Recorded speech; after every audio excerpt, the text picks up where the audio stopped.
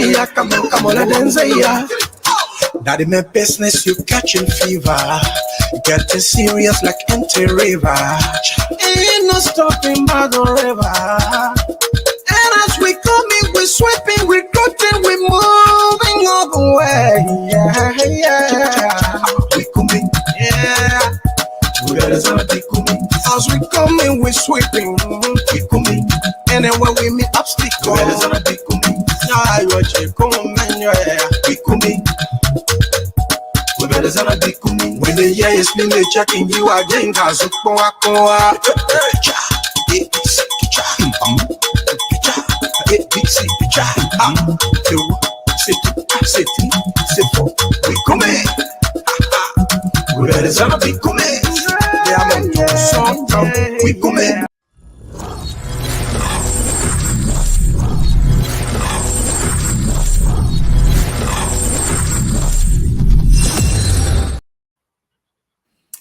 Welcome to the Bottom Line Liberia, and tonight it's going to be an interesting night. Today is the 8th of August. In other words, we say 8-8. That's 08/08/2023. Interesting month, and we're going to have a wonderful time tonight on the show. I am with my co-host Mark Kai Farley of FAR. Sorry, Mark Far. You know, Kai Farley. This will be my friend. So by the time, every time I talk, I think about Kai Farley. Yeah. I know, right? Yeah. So, but let us say welcome, Mark, and how has been your weekend? You know, the last time we were here was Friday, and today is Tuesday. So we went through the weekend. How did you spend your weekend? Yeah, my weekend, I mean, was not too good because I've been under the weather, and I'm still under the weather, as you can hear from my voice, but I'm getting better little by bit. And it's just been raining crazy in the Scandinavia. So that's how my weekend was. I guess we share we share similar story. I've been under the weather since I think the early part of the week that just ended. It's almost 1 week now. If I'm not mistaken, maybe Tuesday. And then it's not fully recovering. And then like you said, the weather here has been so bad. We've had, or we are still having rain. We had since yesterday, in fact, before yesterday, it was small rain, and then the forecast said that it's going to be 3 days of rain. That is from last night, the whole of today, and perhaps tomorrow. And most of the smaller feeder roads around here are cut off, and landslides taking place. I was coming from work today, and this one was on the E18, one of the major European highway, and unfortunately, there was a landslide that took half of the road, covered one entire lane, and all of the cars were passing on one lane.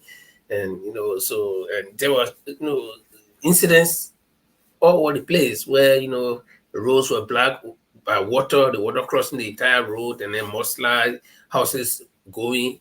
So we hope that things will be okay. And then some of these things bring into question the global warming, or publicity that people talking about that the world is becoming warm and things like that. So I don't know, because I'm not an environmentalist too, but I know that if the world is if the globe is getting warmer, there will be condensation taking place, because when it gets warm, it got to get cool, and then that heat mixed with the cool will condense and form rain. So I'm not too sure if there's going to be like drought or worldwide drought where I'm still thinking. So that's. I mean, Norway, I expect a lot of when the rain continue like that, there will be a lot of landslide or mudslide or whatsoever, because you guys got a lot of hills and mountains. And people live under those hills and under the mountains, so which is very risky if the rain continue like that. Like in Sweden, we got more flat land, but you people in Norway, there you got a lot of mountains and hills. Yeah, and people don't live on the top of those stuff, but they live beneath them. So when the rain pour from the mountain like that, it's very dangerous. Yeah. And there was an incident last year where one city not too far from me, a portion of the city, just a small part of it, went under the. Was it last year or the year before?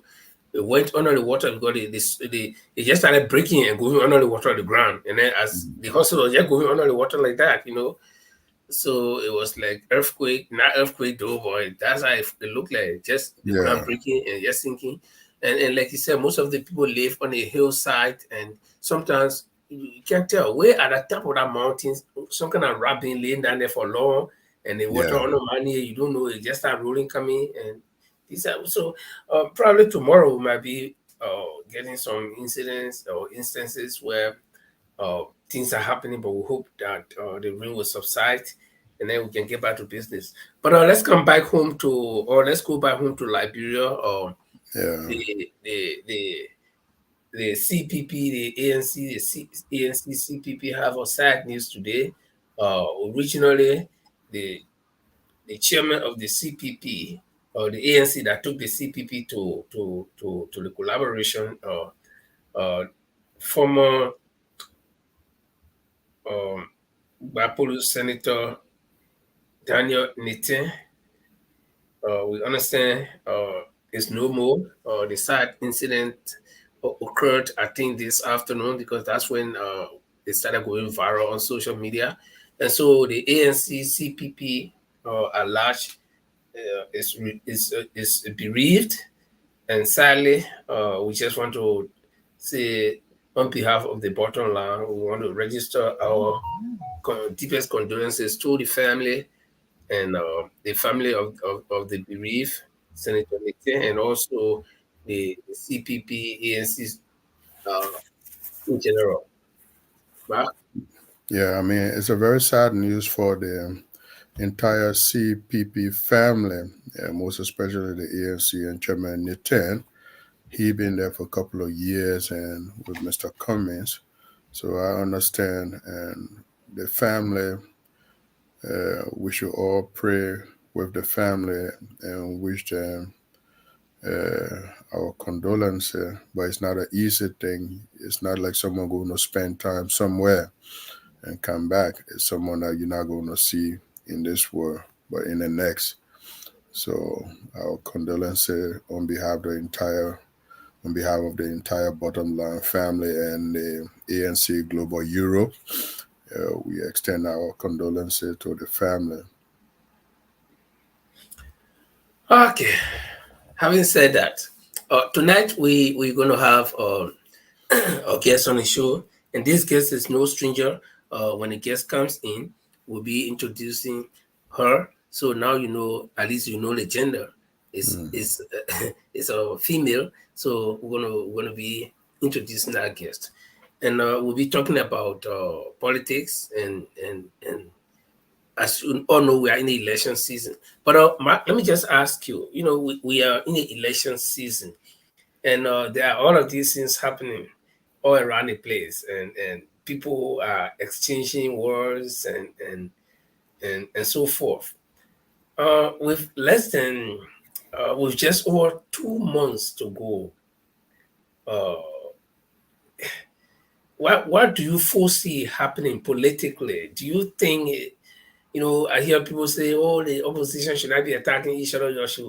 I mean, not in the sense that there will be opposition unity where they will have one candidate, but they should ease the tension, and then with the hope that if one opposition party goes, then the other people will fall behind them. Do you see anything like that happening? Lynn, for Liberian politics is one of the most difficult politics in West Africa, and when it comes to transparency.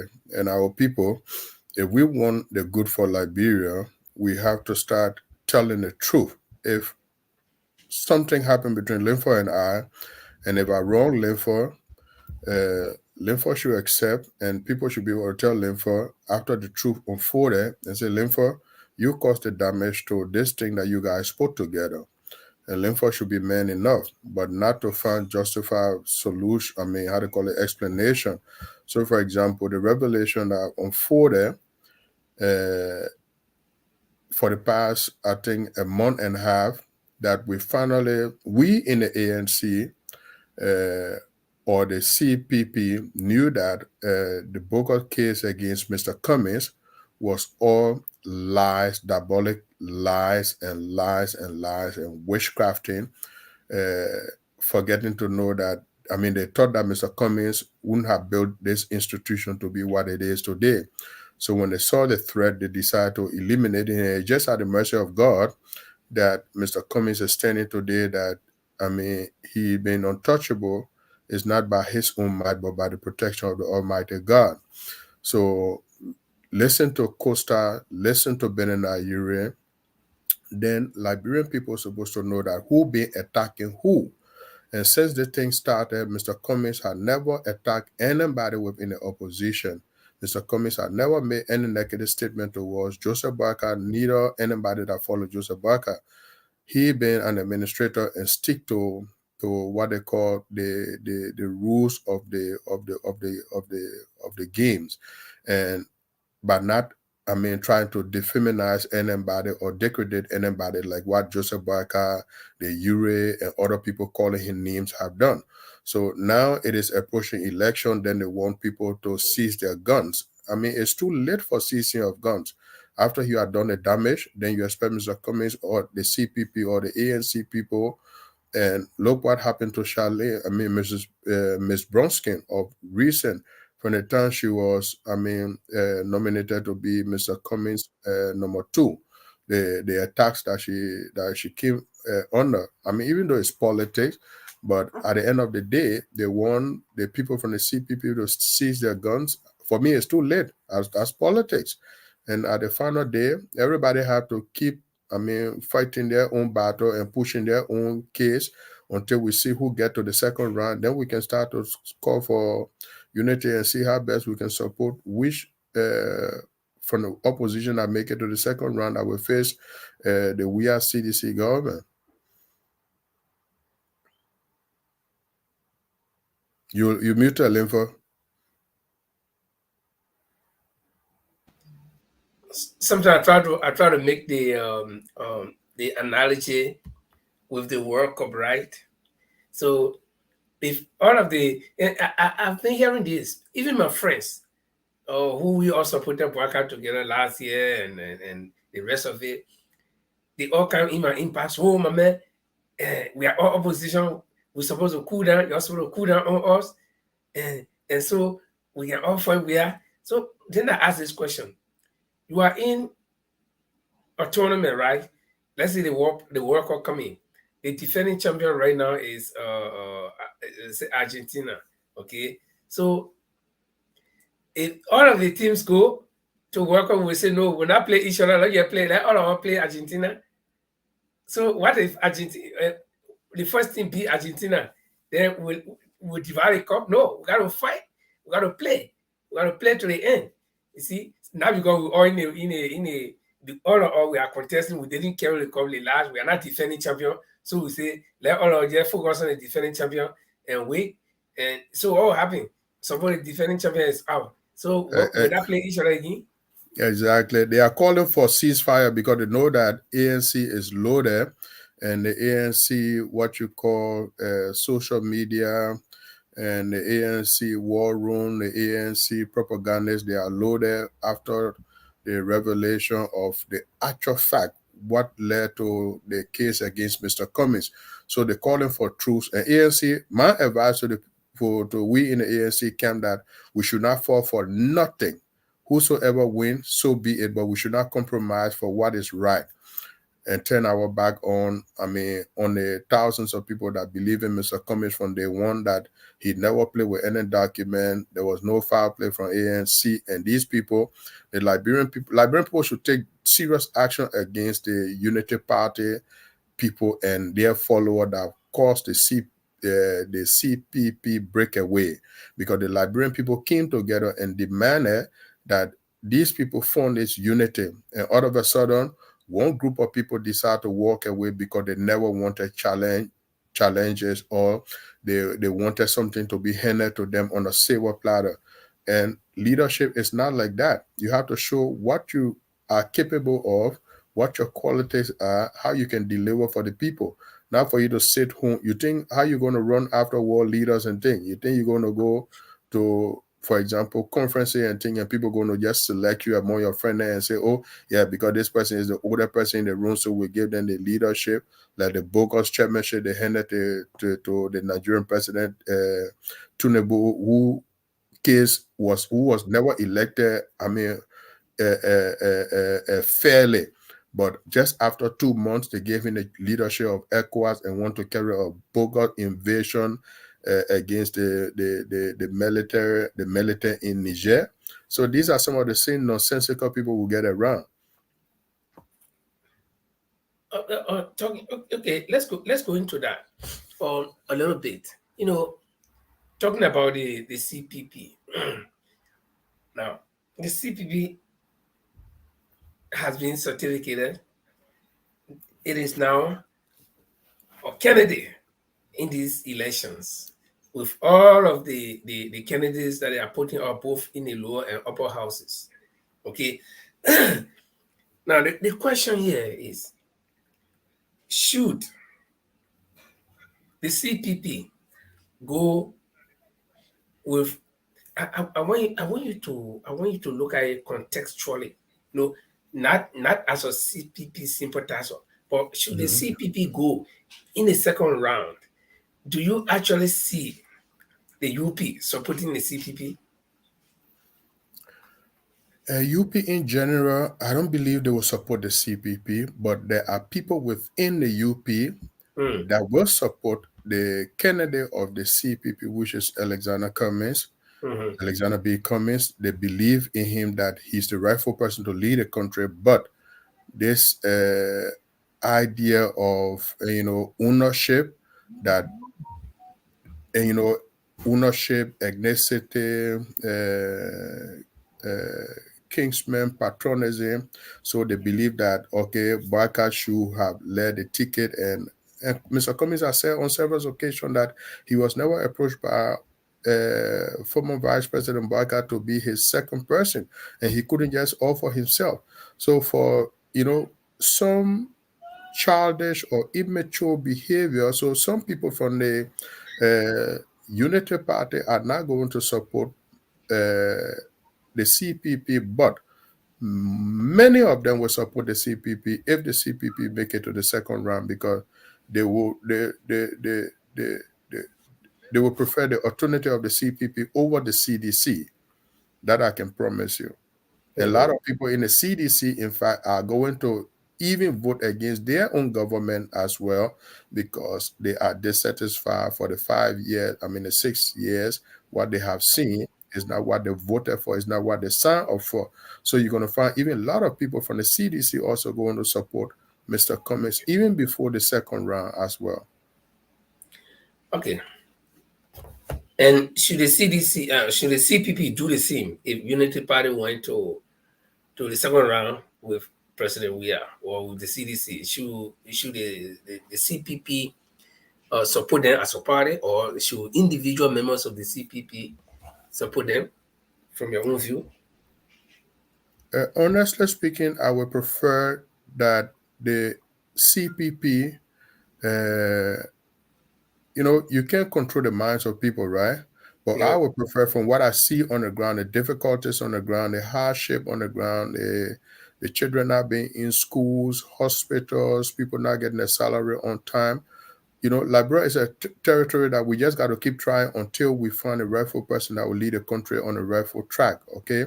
So I would prefer that if the Unity Party make it to the second round, then it should be vice versa as well, that a lot of people from the say what you want to say or do what you want to do, but I believe a lot of people from the CPP also should support the Unity Party. Okay, let's come to party politics now. There is this thing about the UP still saying that Liberian people should elect them. you know, based on the 12 years they were in office, based on what they did, and then the CDC said no, Liberian people should not give the Unity Party a chance because they didn't do anything. We think we inherited a lot of debt, and we inherited empty coffers, and so we were not able to do what we should have done. So you give us the chance now, because as for the CPP, they have not been in power before, so nobody can hold them to any account. You can't tell them say you didn't do this, okay? And you can't tell them say you have not done this because you have not given any chance. But United Party was there for 12 years, and they left even their president, their standard bearer at the time, said corruption was a grew wing in her government, and she took responsibility for some of the corrupt acts that took place, and CDC came and crowned the whole thing. Now CDC said no, we inherited empty coffers from the UP, so we didn't have the opportunity to do what we did, but we have done a little. So you give us a chance to complete what we didn't do, and so with the 6 years gap between the two, 12 and 6 years. So do you think any of them stand a chance that anybody that the Liberian push is okay? Let's give the, because the both of them are seeking re-election though.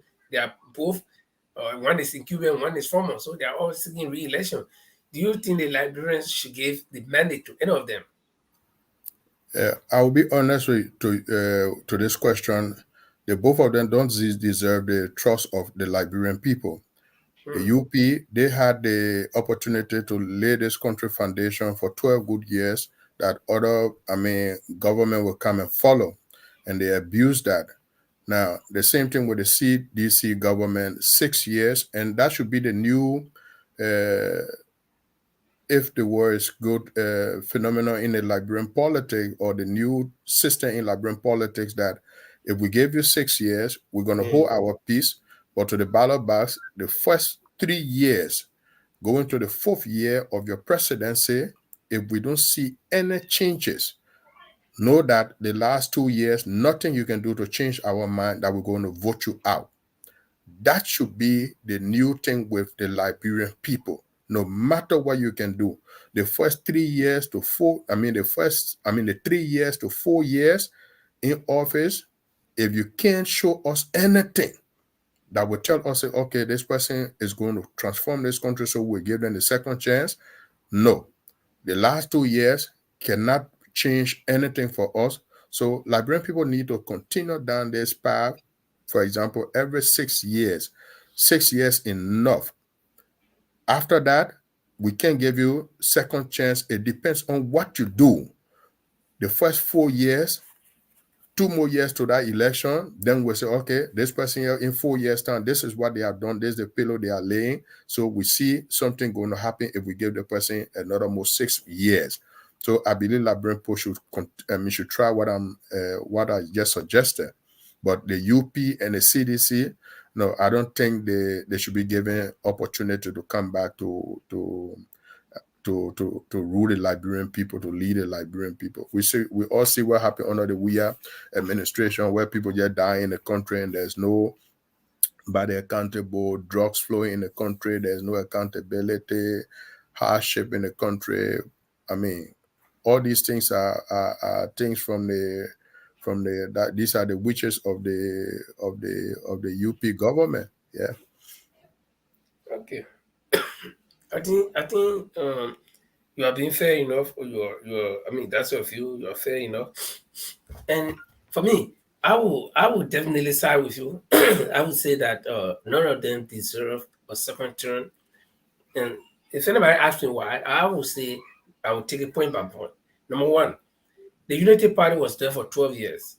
And when they left, it's just another 6 years in between the period that they ruled for. So even if they have done extremely well, their fingerprints, so to speak, will still be written on the wall. But it turned out that they didn't do well. They did well, but not extremely well. So people can still see what they did.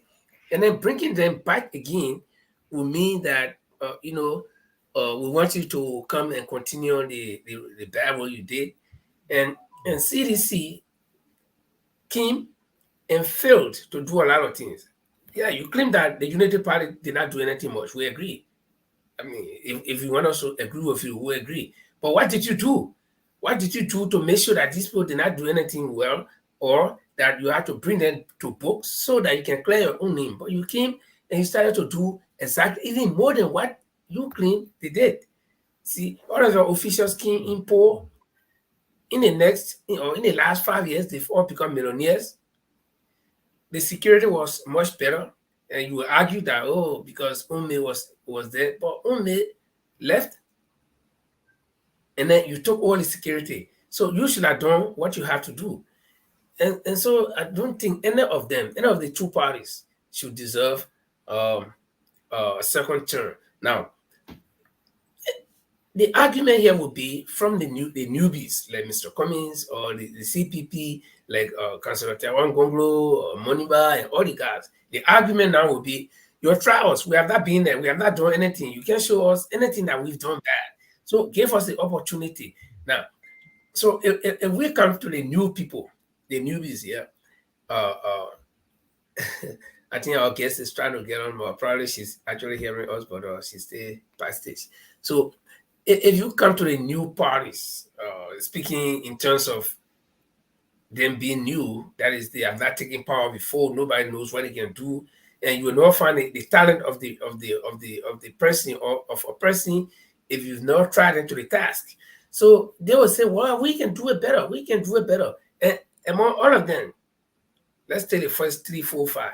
Okay, we got CPP, we got the LPP, that is the Council of Gonglo, we got Moniba, we got Mandela Kuba is going away, and we got this lady that just came in Pesaro. Sorry, and all these people. Who do you think can really do something? I would be honest with you, Linford. I have followed most of these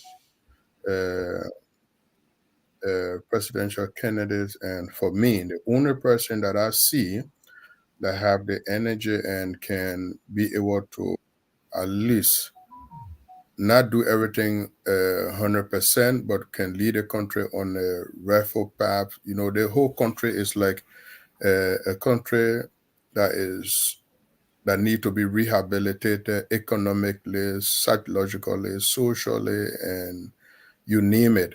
And the only person that have this leadership skills and ability that want to have an inclusion that everybody going to be is like what we used to hear from the old people when Talbot had total involvement. So Mr. Cummings want everybody to be involved. You understand?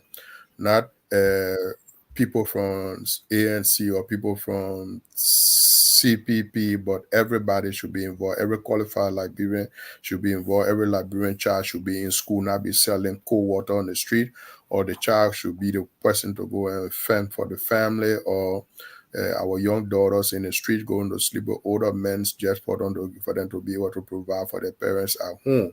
So I believe only Mr. Cummings can do the job, can get the job done. And some of these people that are running to be presidential, aspiring, they also can form part of the administration. For example, like Councillor Gonglo, I said it before, he was one time on the show that this time he's introducing himself to the Liberian people, and he's serving the LA administration as did some background check. He was, I think, labor minister. Yeah, he was labor minister. What was some of his labor policy to protect the Liberian workers in Liberia?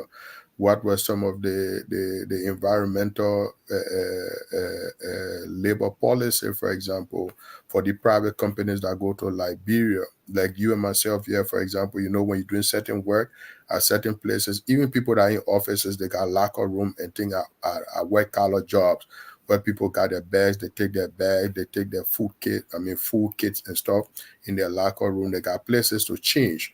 For example, you got this company, they leave from the West here, they go to Liberia, Africa, they don't create the kind of environment, even good cafeteria for our people to go and sit and eat. And the same clothes the person care to work, that the same clothes the person take and ride public transport and stuff. And Taiwan Bungalow, he been to Europe, he been to a lot of countries. When he was labor minister, what were some of the things that he introduced to say, hey, you come in this country here, work with the legislature or the Senate Committee on Labor Affair to say these are the kind of things we're going to have for the Liberian people protection in this country. So I believe that only Mr. Cummings can have the job done. Fair enough. Well, that will still raise another argument. Some people, the other newbies, Moneyball will say, no, I can also do the job. After all, Mr. Cummings is still new. And something I wanted to add on, I was thinking about the other day. For example, look after that, we'll bring our guests. Yeah, look, for example, in Liberia, right? You got one of the most powerful country, because now the power here, there's no one country that is the most powerful country. No, you have one of the most powerful country in the world in Liberia, which is the American embassy. They can issue visa right in Liberia to Liberian. They don't ask Liberian to say, oh, you have to go to Abuja or to go to Ghana to go pick up your visa. But you got some of these small countries right in Liberia. They will put our people through difficulties before you get visa. For example, like country like Sweden or Norway, they'll tell you, say, oh, you got to fly to Abuja before you get visa, or you go to Ghana before you get visa. And some of these people, they've been around their government, in government for a long time. Tell some of these embassies, if we can't issue our people visa in this country yet, then there's no need of you come, because you are only here for the interest of your people. So what's the interest of my people? Are you going to give visa to my citizens if they want to visit? And some of us in the diaspora here too, we need to start out that campaign. For example, people in Sweden, people in Norway need to start out that too, to say, hey, the Swedish embassy in Liberia cannot issue visa to some of our family, our friends that want to visit here. You got to tell them to go to Abuja, because that's indirect discriminating of people, because you know that the people in Liberia, they got the difficulties.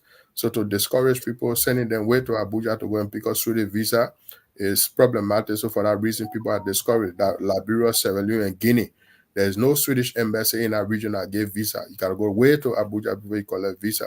So some of these people that want to be president in Liberia, they must make sure that if an embassy is in Liberia and cannot issue visa for Liberian to have access, for example, even student visa, to have privilege to come to some of these areas to follow their study, then you know that person come to the country and how to call the letter of accreditation be accepted. I guess something I'm not sure, but we can talk another time, more details. Okay.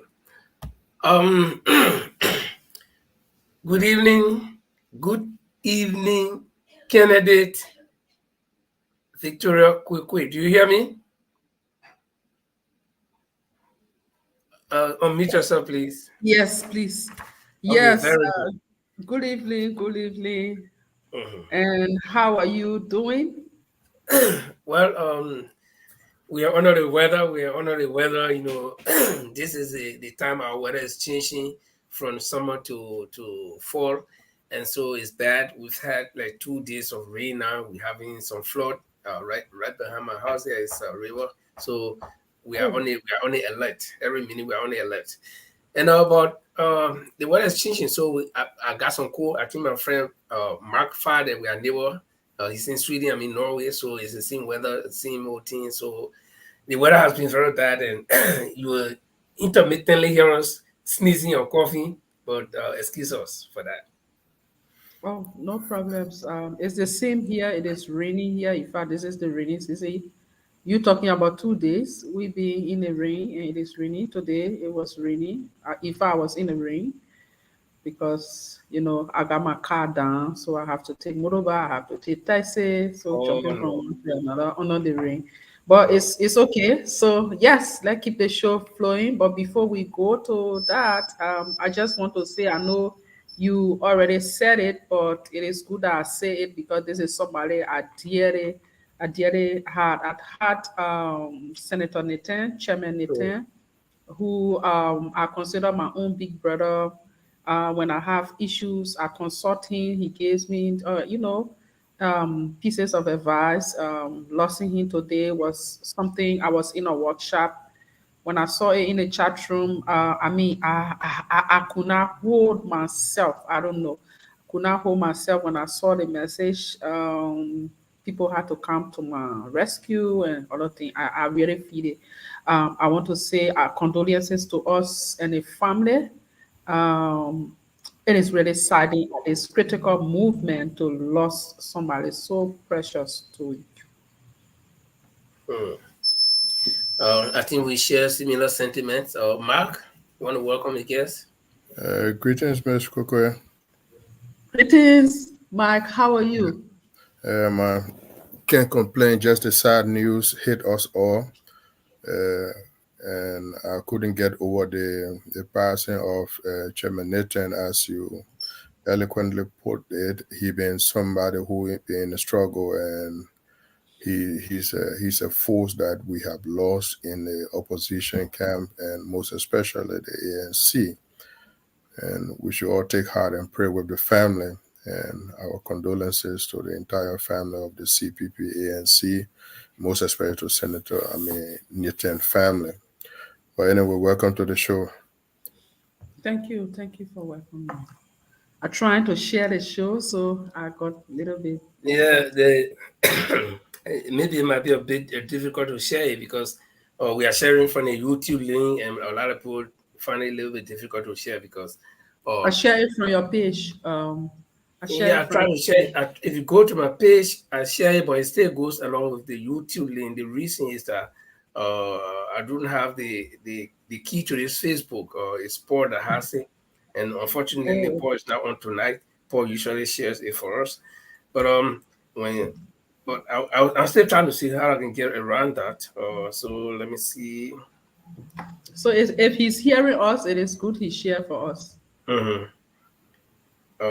During the course of the program, I will try to reach out to him. Let me see. Okay, but tonight we have here basically the last time we were here we had this is the third time in any case, and you Yes. are no stranger to us here. And the last time you were here, we did discuss an aspirant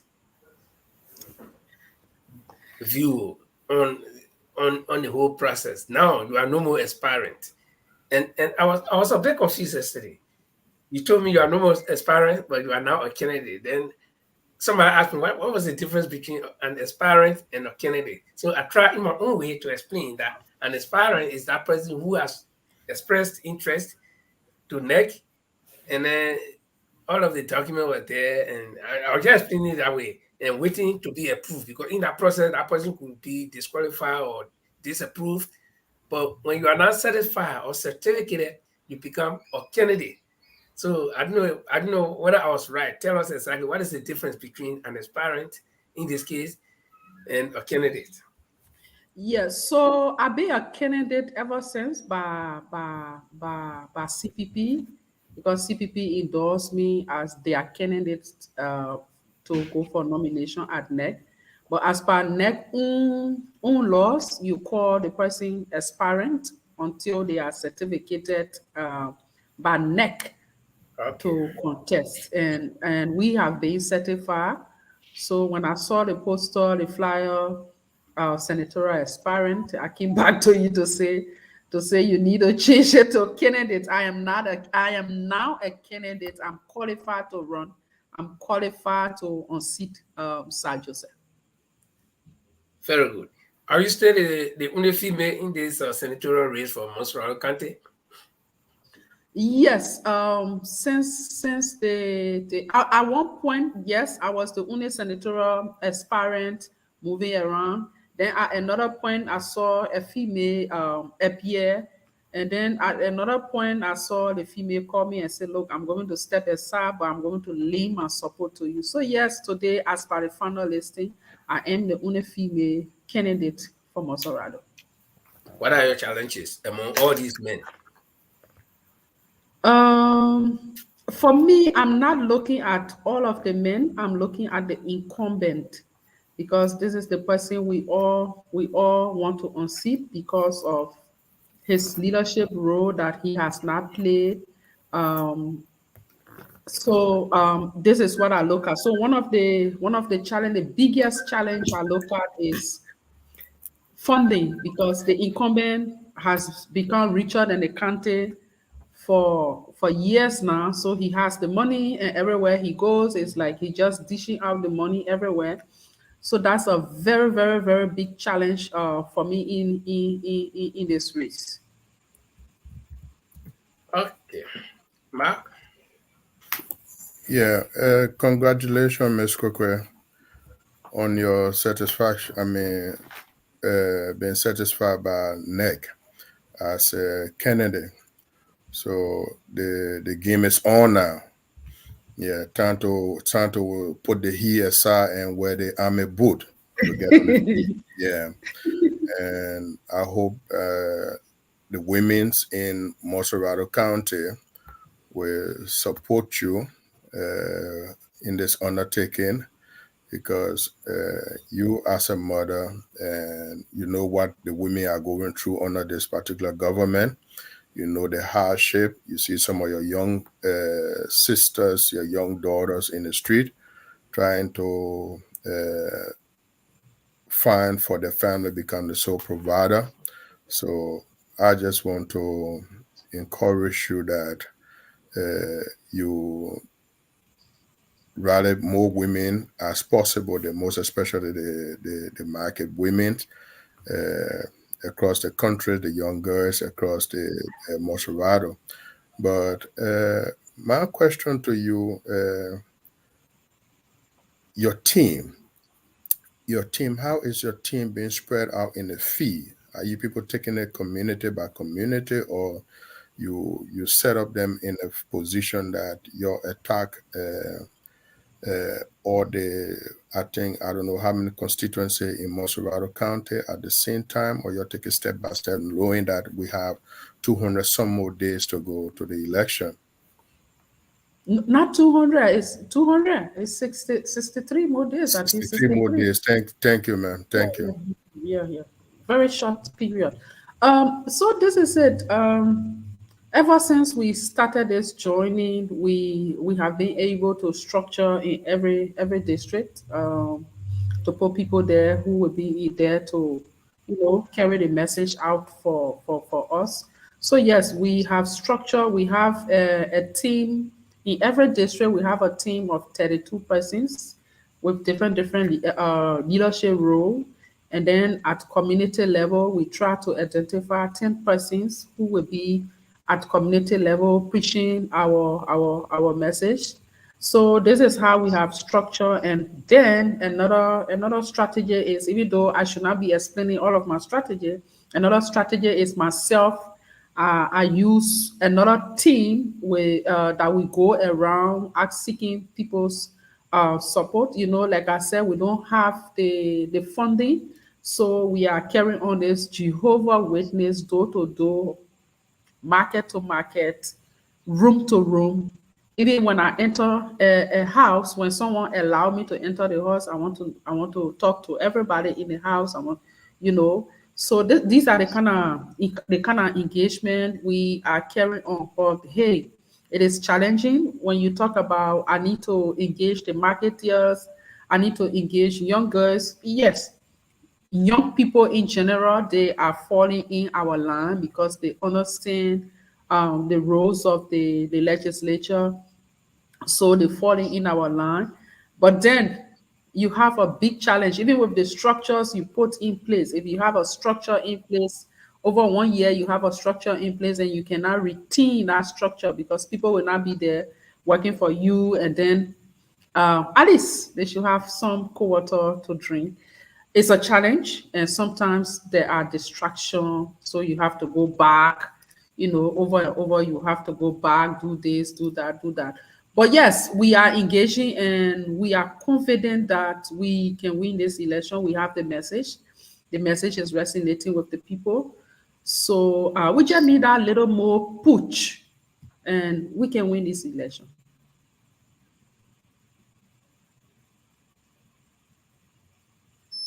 Let's welcome Francis Mensah. Francis is one of our regular uh, contributing panelists here. Francis, welcome. And here is Madam Victoria Koiquah. She's a senatorial candidate certified by NEC, and she's ready to contest against Sir Joseph. So if you have any question, you can ask her. So I would say I'm the next senator of Montserrado County. Oh, thanks, Linfo, and hi to the guest, Mistress Victoria Koiquah, and Mike. Uh, I just want to congratulate you on your certification by the NEC. Uh, there's a list of I call it senatorial candidates. Uh, so I've gone through a lot of the senatorial candidates profile and their modus operandi. They all seem generic. They all seem to have the same approach. Uh, you stated that Miss, you have a very Herculean task before you. So how prepared are you to unseat Mr. Honorable Sir Joseph, who has all the resources, and unlike Mr. DeLonge's election, where we had a combined of force from the opposition, you are in this alone. I mean, can you just pin the Liberian people, especially your your your targets people in Montserrado County? How do you go about how? I mean, you don't have to undress your strategies here, but what will you do different from Sir Joseph when you become the senator elect?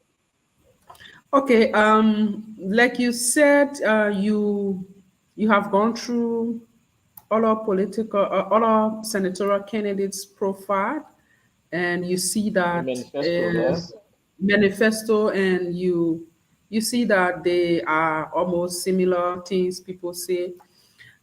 For me, I speak with facts. Uh, I am honest. So when you look at my plans for Montserrado, and let me be very frank with you, sometimes people ask me, "What's your platform?" I tell them I don't have platform, and then people say, "Well, what kind of woman here?" Sometimes I tell people I don't have platform, and they say, "What kind of woman here?" I said the reason sometimes I say I don't have platform because the Constitution clearly spells out the roles and responsibility of the legislature. So the roles and responsibility of the legislature, if they just follow what they're supposed to do, our country will not be where it is. I am in a political party, and I am one of those who contributed in developing our manifesto, our platform, what we intend to do for the country. Now, as a senator sitting as a lawmaker, I need to ensure, I need to help, including other senators, including other lawmakers. We need to help now the president in achieving what he has promised the Liberian people. And how do we do this? I know there will be opposition or lawmakers, and they will want to sabotage the president. But I think a lawmaker is not there to sabotage the president's workings. Once the president is working to improve the lives of its people. So when I say so, what do I mean? As a lawmaker sitting in a Senate, I'm there to make good laws. I'm there to ensure that those laws are implemented, adequately implemented by the executive branch. I'm there to adequately represent my people. How do I represent my people? I need to understand what are the issues faced by our people. And this is exactly the reason why we are contesting, because we understand the issues our people are facing. One, I have worked for over 20 years in Liberia, in Guinea, in Sierra Leone, and we have similar challenges. But out of the 20 years, I have worked mostly more than 11 years in Liberia. I have gone to the length and breadth of this country. I have slept in 12 counties of this country. 3 I have not slept in. Not that I have not gone there, but I have not slept in Grand Cru, Maryland, and River G. I have not slept in those counties, but I have slept in all of the counties. I have been implementing projects across the country. Now, I look at what development partners are doing for our country, the kind of monies that come to this country. I see that the political will to develop this country is not there. Because if the political will was there, you will see that the monies that are being put into this country will have been developed. I will give you a few examples, and this is the reason why I am running, because I understand the issues. I know what it means to implement a project. I know what it means to be a lawmaker. So I will give you a typical example about a project. And last night, I talked a little bit about this on SKTV. I was on SKTV last night. I talked a little bit about this. I'll give you an example of a project we implemented called the NORAD project from the Norwegian government. They gave us some money to construct schools across some counties like Nimba, Lofa. But in that proposal, what we wrote in that proposal was, we are going to build the schools. We are going to furnish the schools. We are going to train the teachers. Ministry of Education, you will identify those teachers, and then we will train the teachers. We will pay them until the end of the project. So the exit and sustainability strategy in that project was, when we are exiting the project after the 5 years, government should enroll those teachers on government's payroll. That could not happen. That could not happen. So the sustainability part of the project could not happen. And so this is where I come in with the political will. Why is it that we cannot enroll this teacher now on government's payroll when this was the agreement between us and the government through the Ministry of Education? Now, I will take one district that we implemented this in Lofa District 4. You have over 2 or 3 schools built in District number 4. There was a lawmaker at the time who, in fact, we were used to dedicate these projects. These projects are dedicated, and we explain exactly, we gave overview of this project to this lawmaker. What has the lawmaker done to ensure that when budget is before him, that he will think that there are schools in Lofa County, in my district, that needs teachers? If not, these schools will be there just for cattle. So from this perspective, I'm coming that we need to ensure that adequate budget allocation to very important portion of our lives be done. And it is the lawmaker that reviews the budget and approves the budget. So this is one big reason I have decided to come and contribute my country. This is what I bring on the table from all of the candidates on a list, especially the incumbent. Okay, I will ask you one question. It's a bit tricky. You see, the people of Montserrado County have been benefiting from Senator Sir Joseph some kind of way.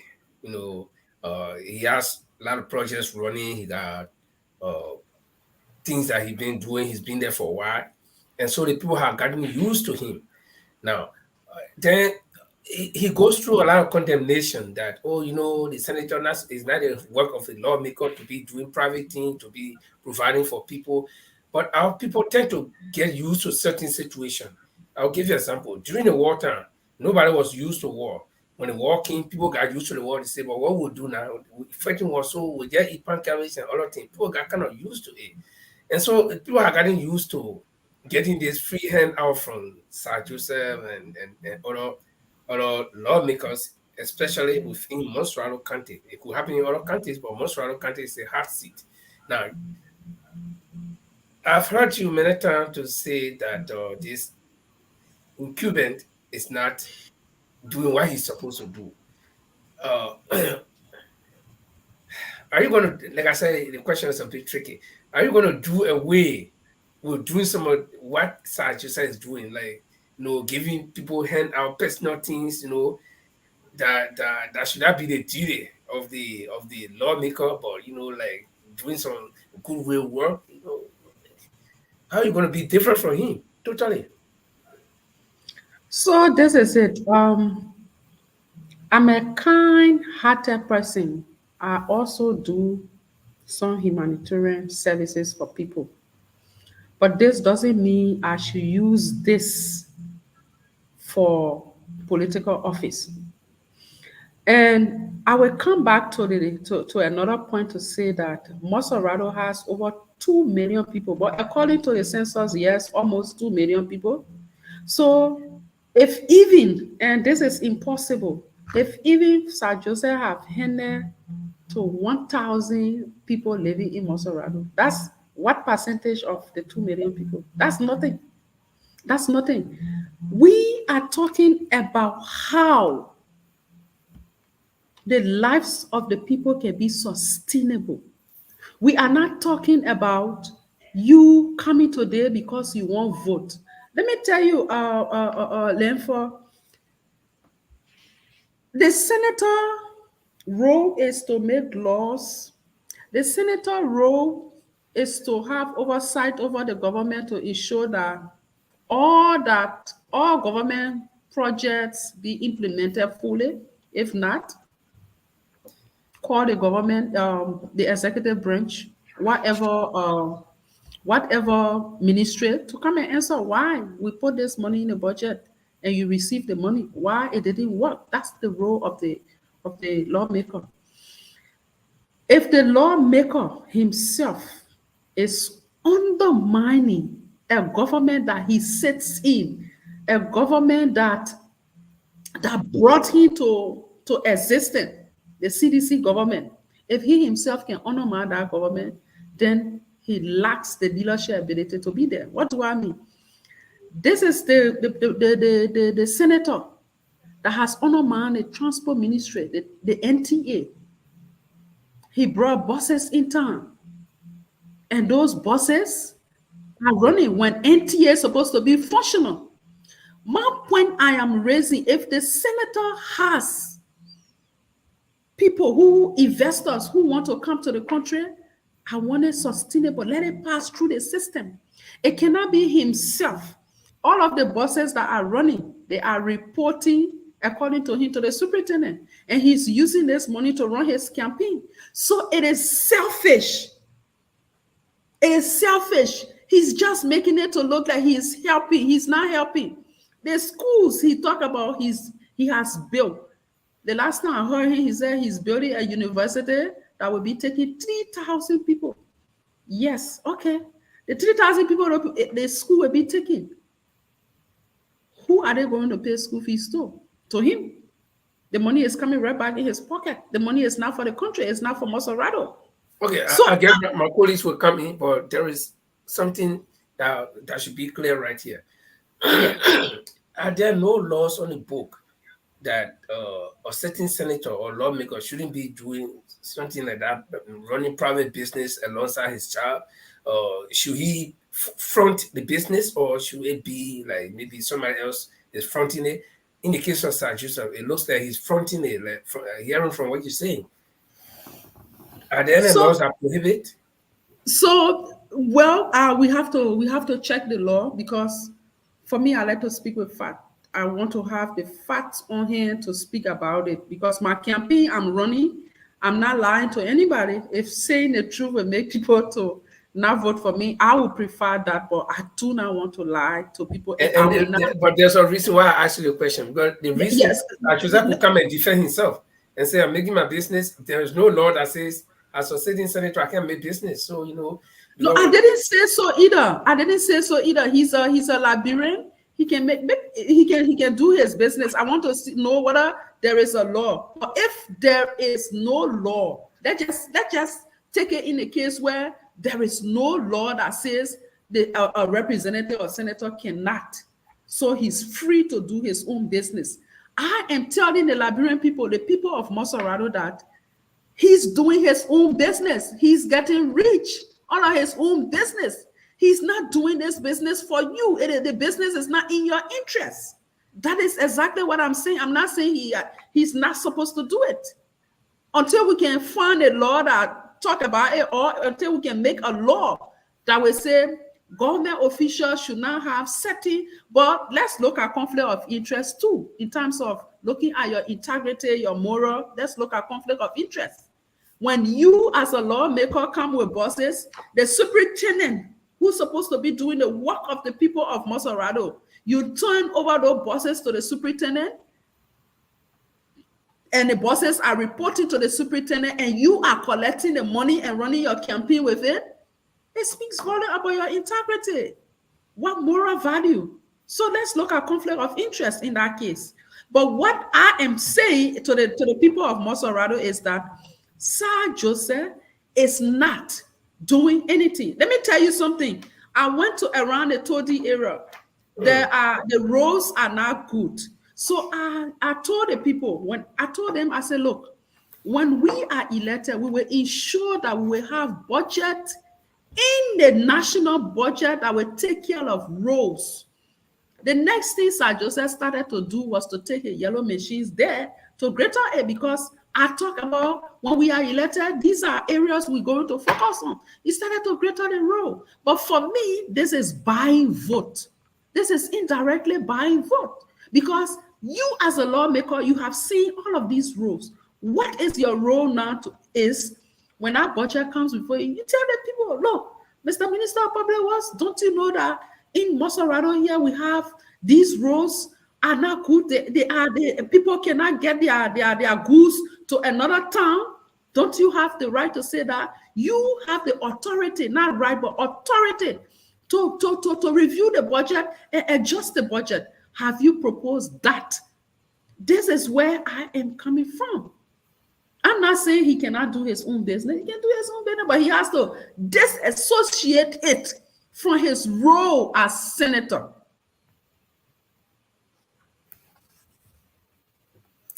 And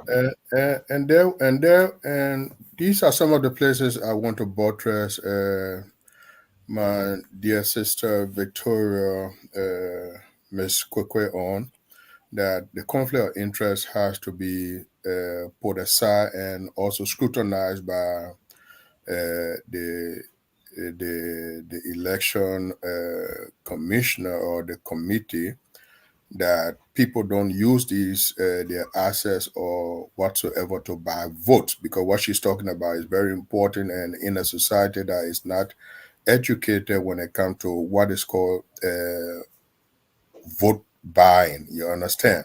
So for example, Sir Joseph bringing buses in the country, okay, are they paying taxes to the government? Are the buses registered to be in the traffic?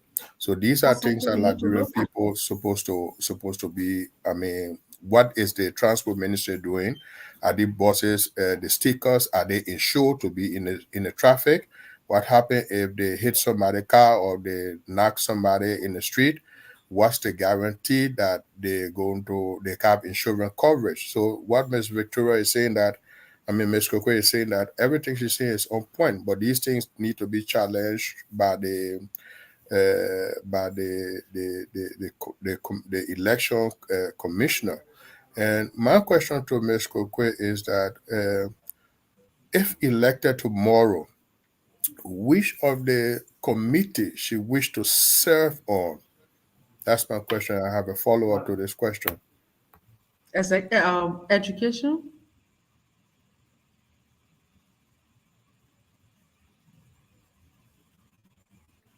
She just answered. She said education.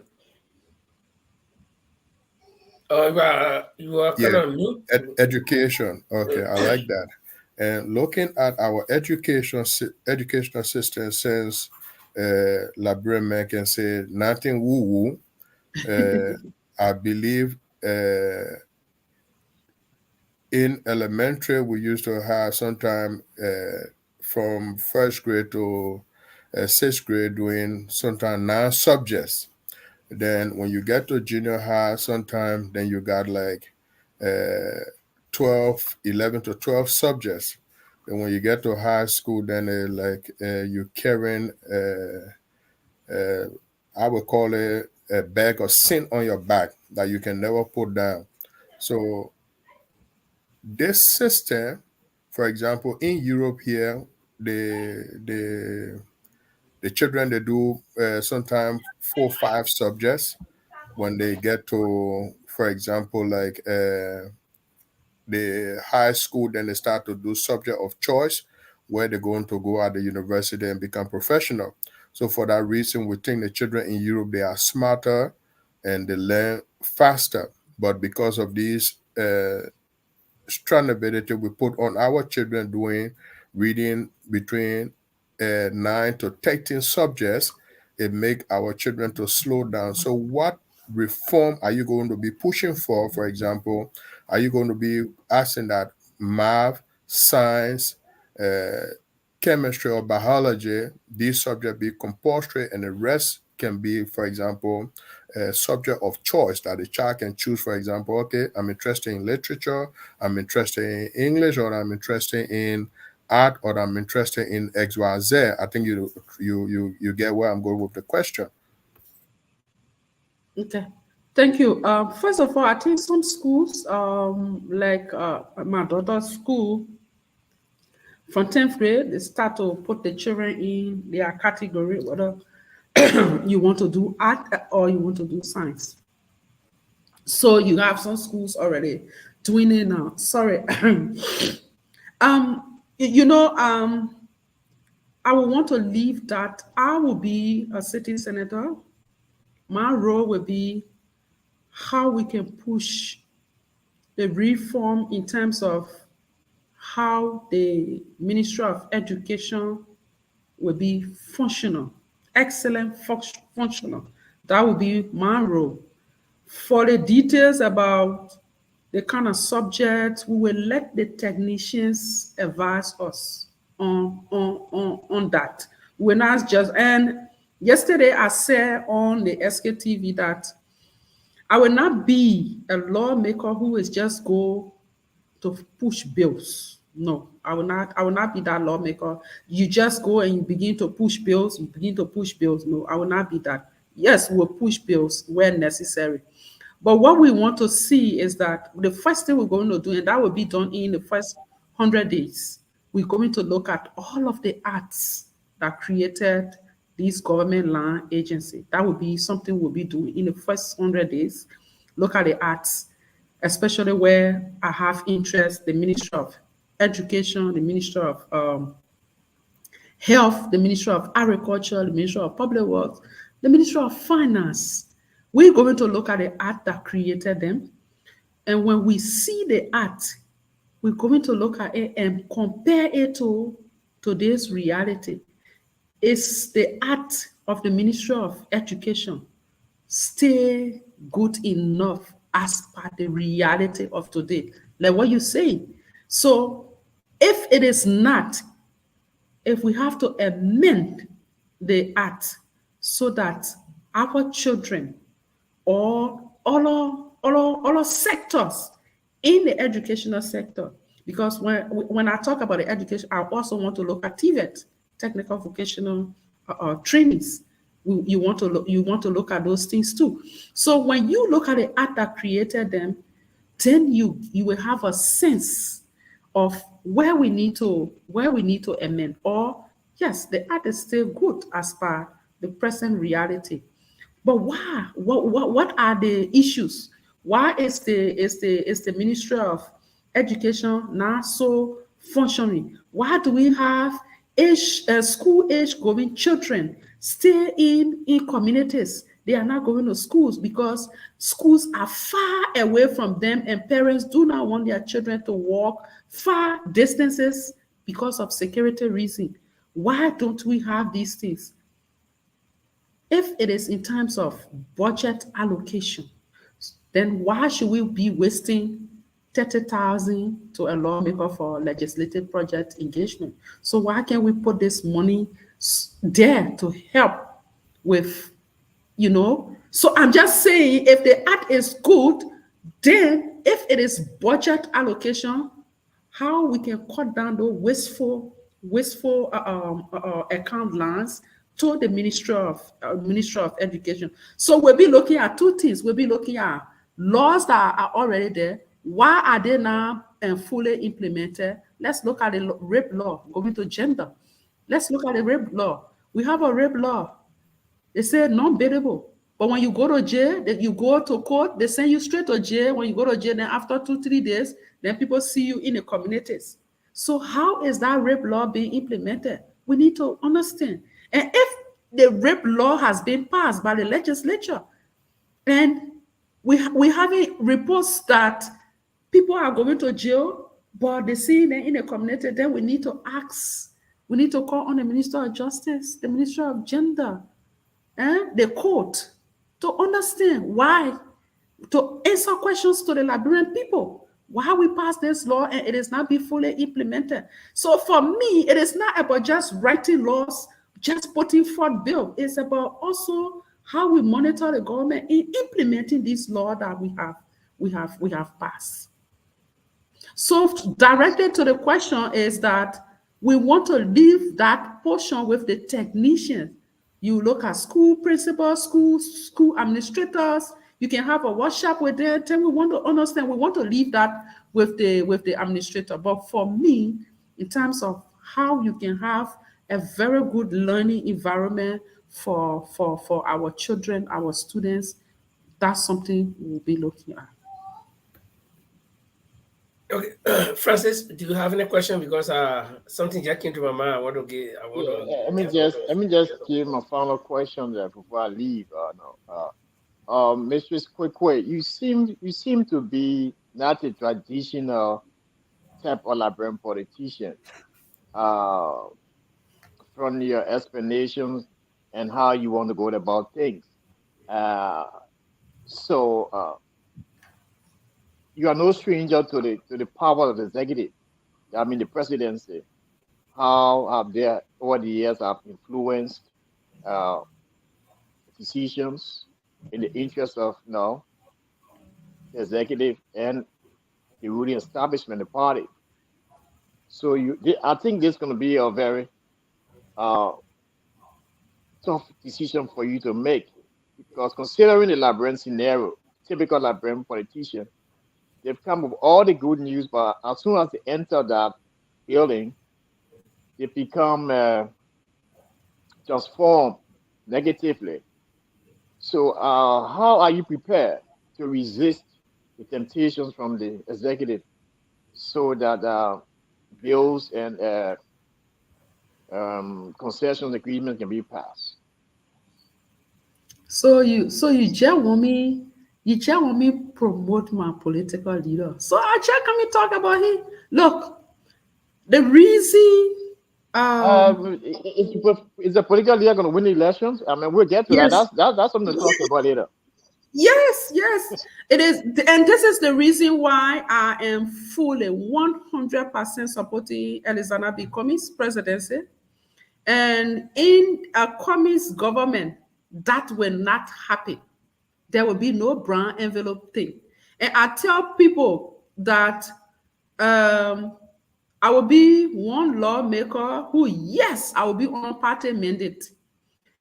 But this is how I am going to be on a party mandate.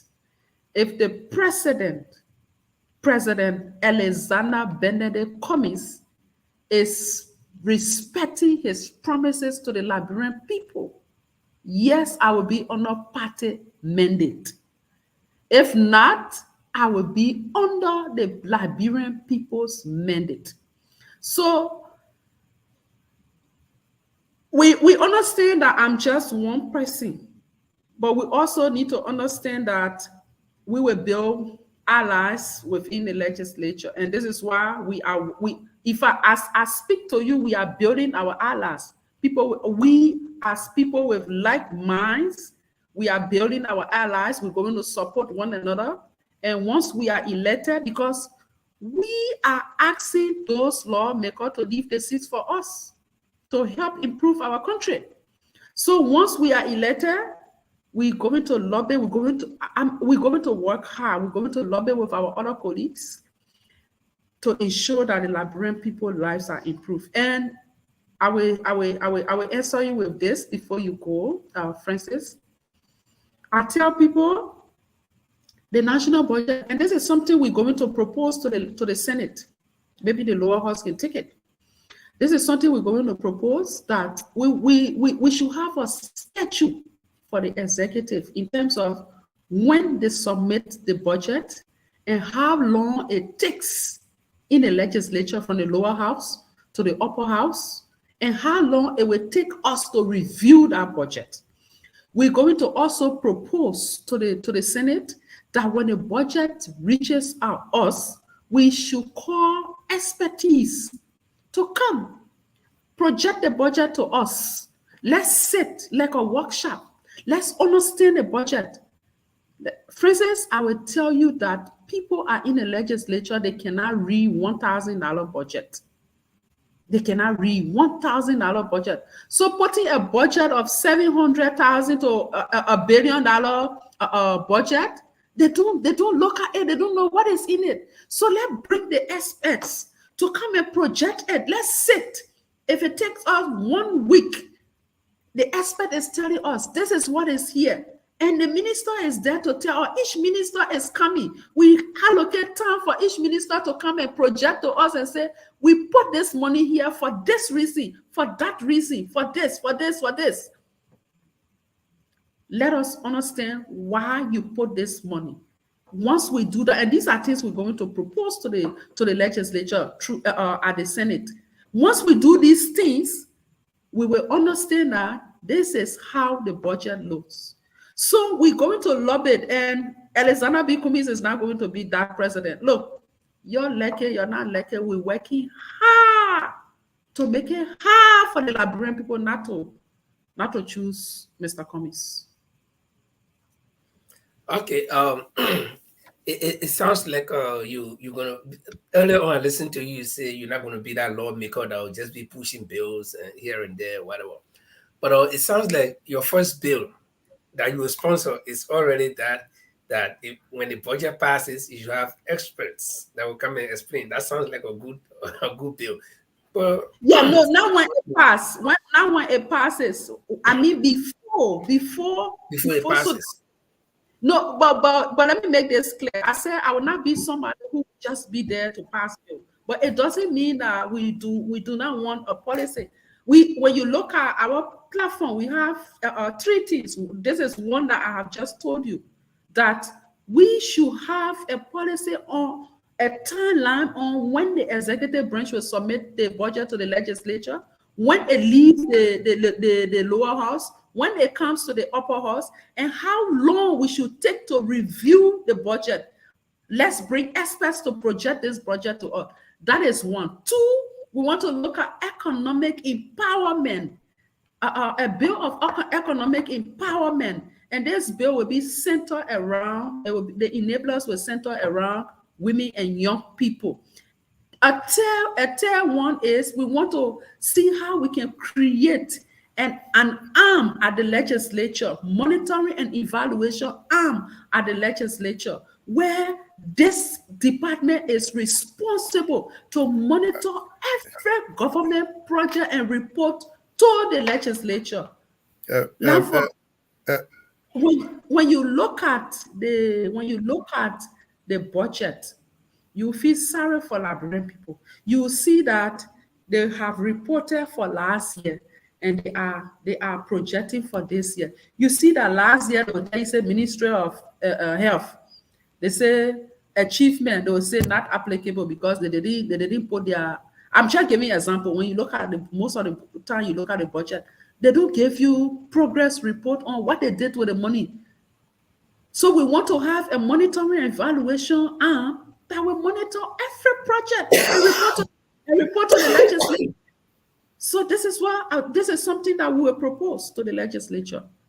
So I'll listen to you. You're going to be on a committee. You wish to be, if elected, on the Senate Standing Committee on Education.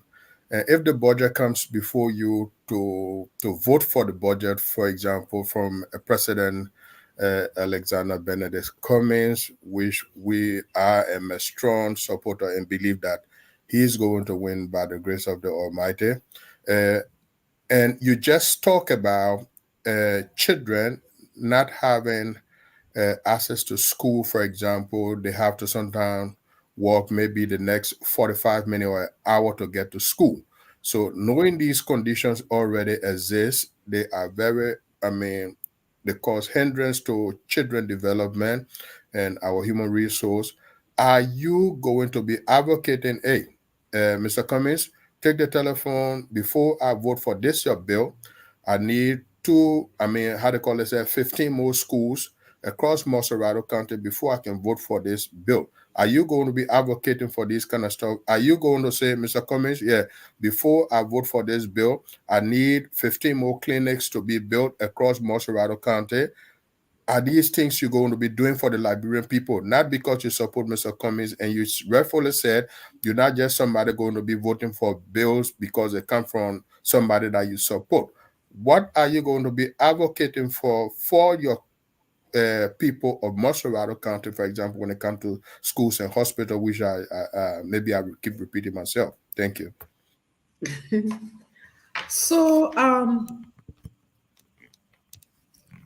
So this is what's going to happen.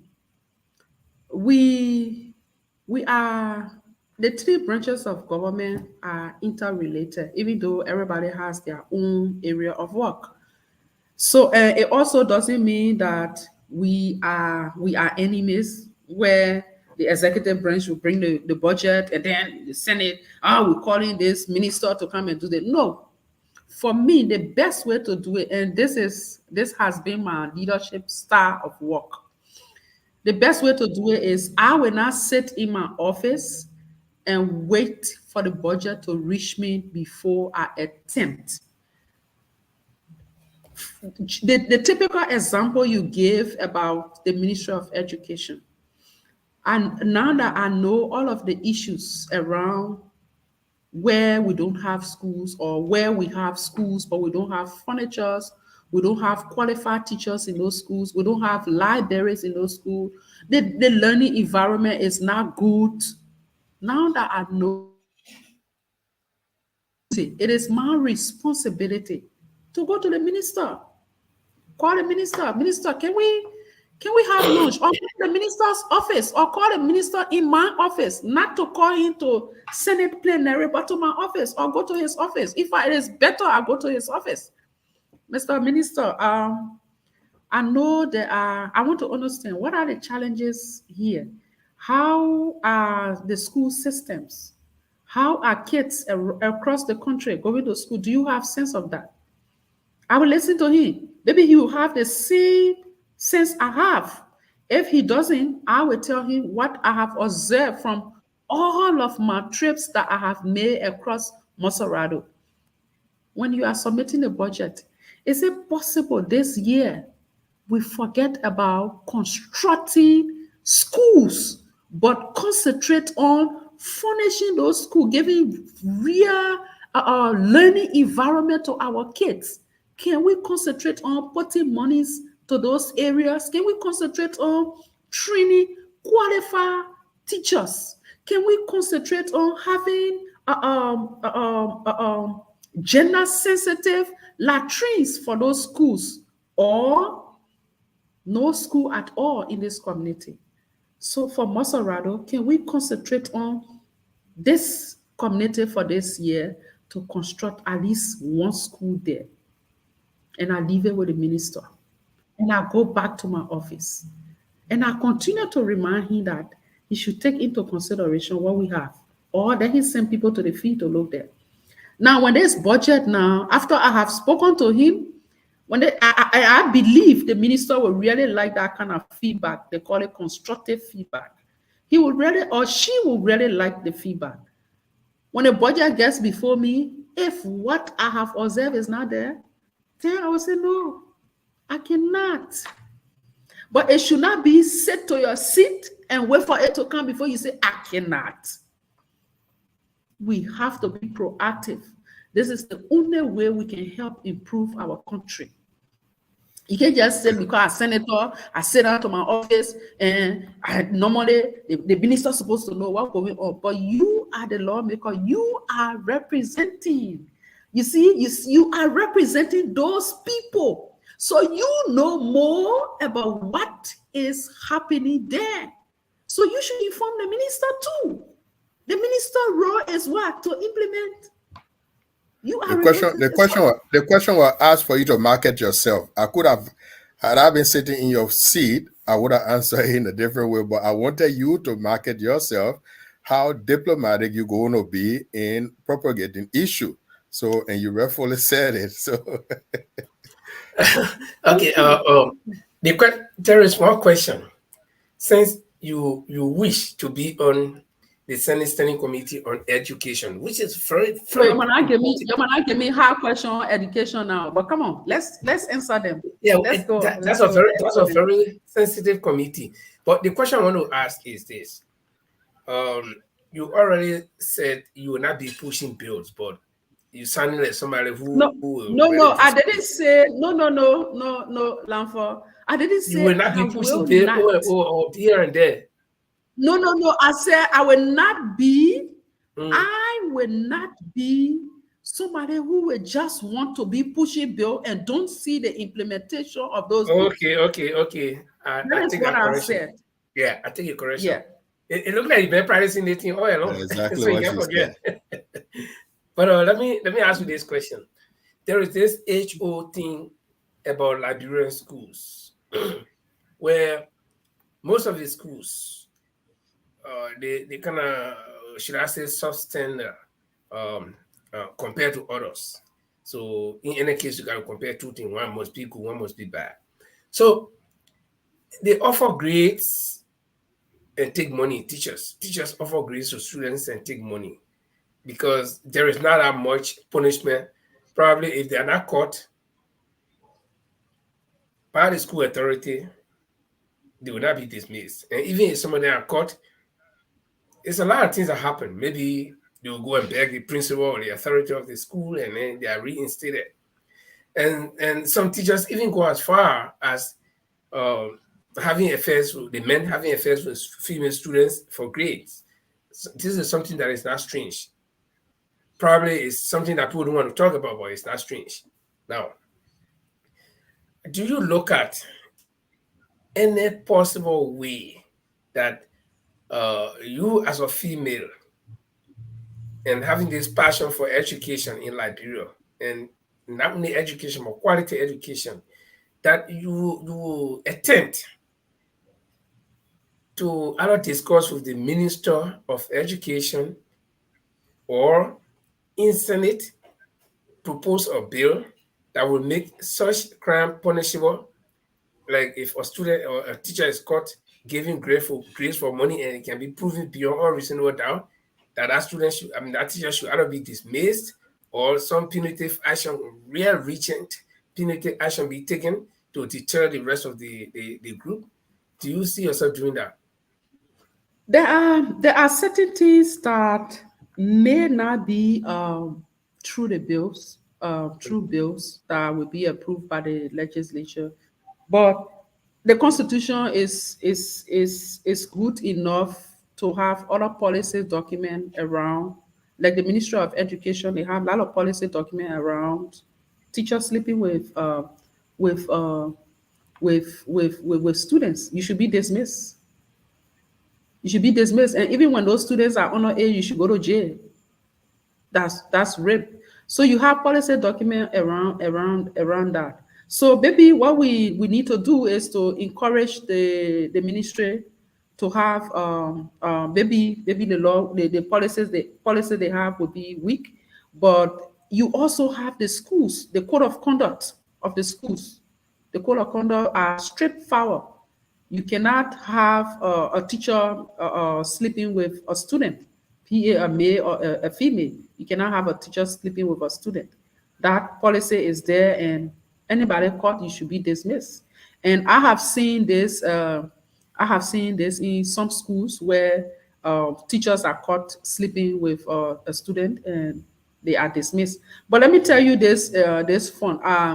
I had a friend, an old man, he's not very old, maybe he's in his 60s, approaching his 70s now. And one time he and myself were talking. He used to, I think he still teaches at the University of Liberia. And he told me, I told him, I said, Papa, you let them play with these small children, they will put you in trouble. He said, Vicky, I said, yeah. He said, cancel and let me tell you something. He said, you see me so? To love to the children, I don't love to them. Even the baby one, I don't love to them. When you fail my course, I can take the money from you, I get you the grade, but I don't love to them. When I look at him, he said, I know you are touched, right? He said, I just telling you the truth. I don't love to them, but I can take the money, I get them the grade they want. So these are things that you don't want to see. And this is the University of Liberia we're talking about. They're moreover, talking about grade schools. So people take money. Sometimes it is not even in a case where they're sleeping with you, but they take money. Sometimes people may test her.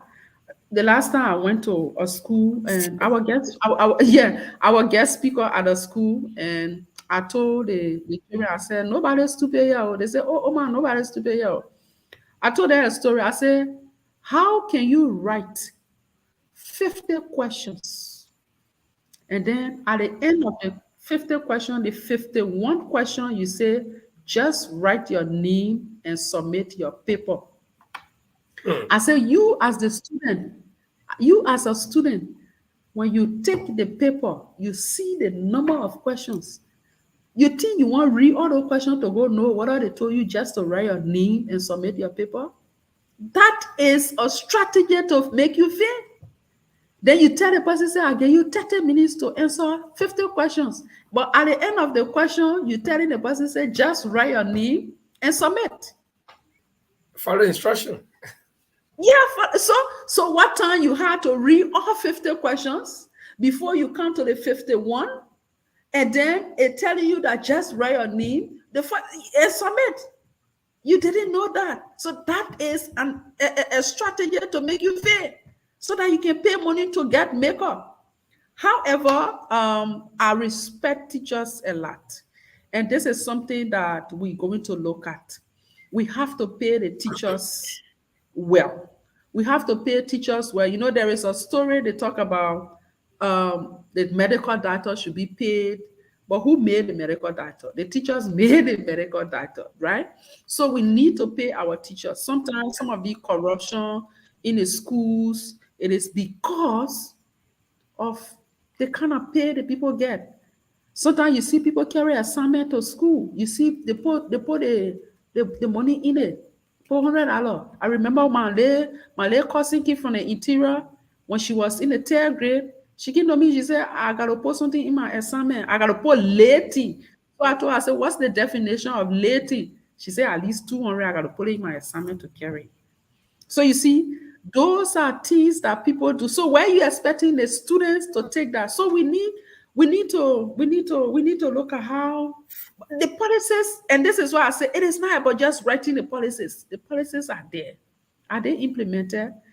That's the point I wanted to bring up. Yes. So are they implemented? And there where we coming in to have oversight to make sure those policies and this is exactly what I wanted you to talk about, because like you rightly said, most of the schools have these policies. I was a classroom teacher when I finished high school in 1982. My first job in my life was to be a classroom teacher from 1983 all the way to 1988. So 5 years, and I was teaching at 2 schools, Building for Tomorrow Institute in Lapasi and Anna F. Wisner in the Barracks in the night. So I was in that team for a very long time. So I know some of the intricacies. You used to tell them to put the late in the envelope? No, mine was not like that. I was a young boy, young handsome boy. So mine was on a different level. I was not after money. Yeah, I was just because I live with my parents at the time, so all I wanted to do was to be popular, and I sometimes know.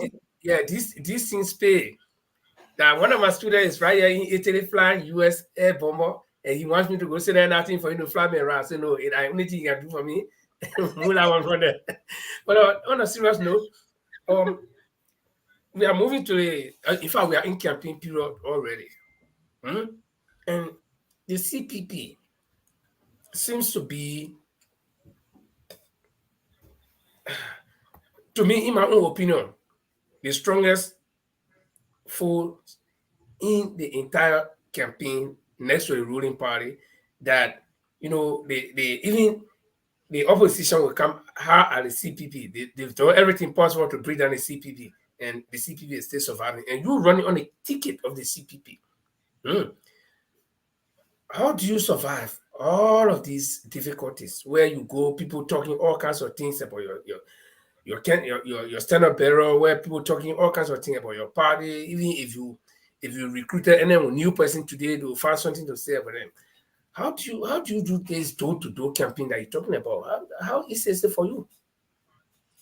It How you is. It survive? is not. It is not. I must admit, it is not easy. It is not easy. This door-to-door campaign is not easy. Even though it is much. It is much cheaper to do the door-to-door. You go, you park your car, and then you walk. You walk. You walk. You walk, and then walk and come back. Get in the car.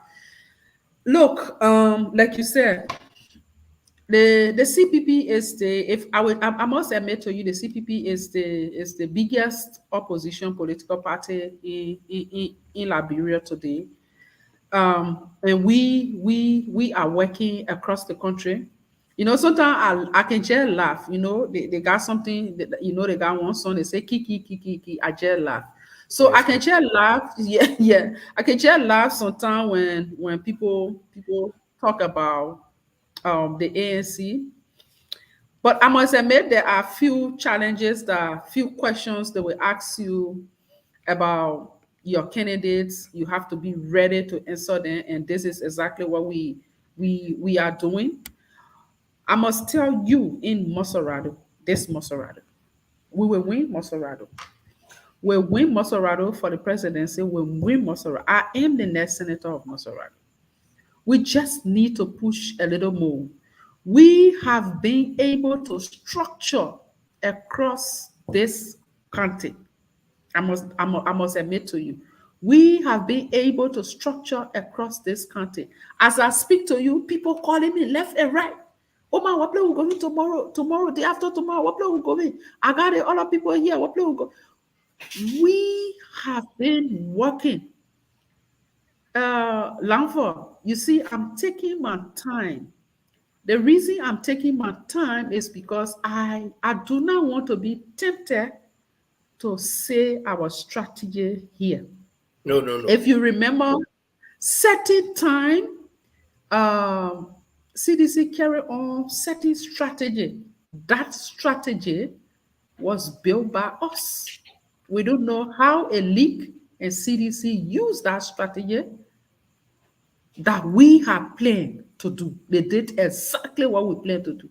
So we are very, very, very, very careful on how we speak. We are very, very careful on how we keep our computer, how we protect our information and other things. So yes, we are working, Lanford. We are working. We are in the communities. We are reaching out to everybody. We are reaching out to religious leaders. We are reaching out to community leaders. We are reaching out to young people, and yes, we're going to do all we can for us to win the election. Well, I'm not too sure if we have much time left or we'll be closing in 22 minutes time. But let's see if we can put on the telephone number there if anybody wants to call to ask you any particular question.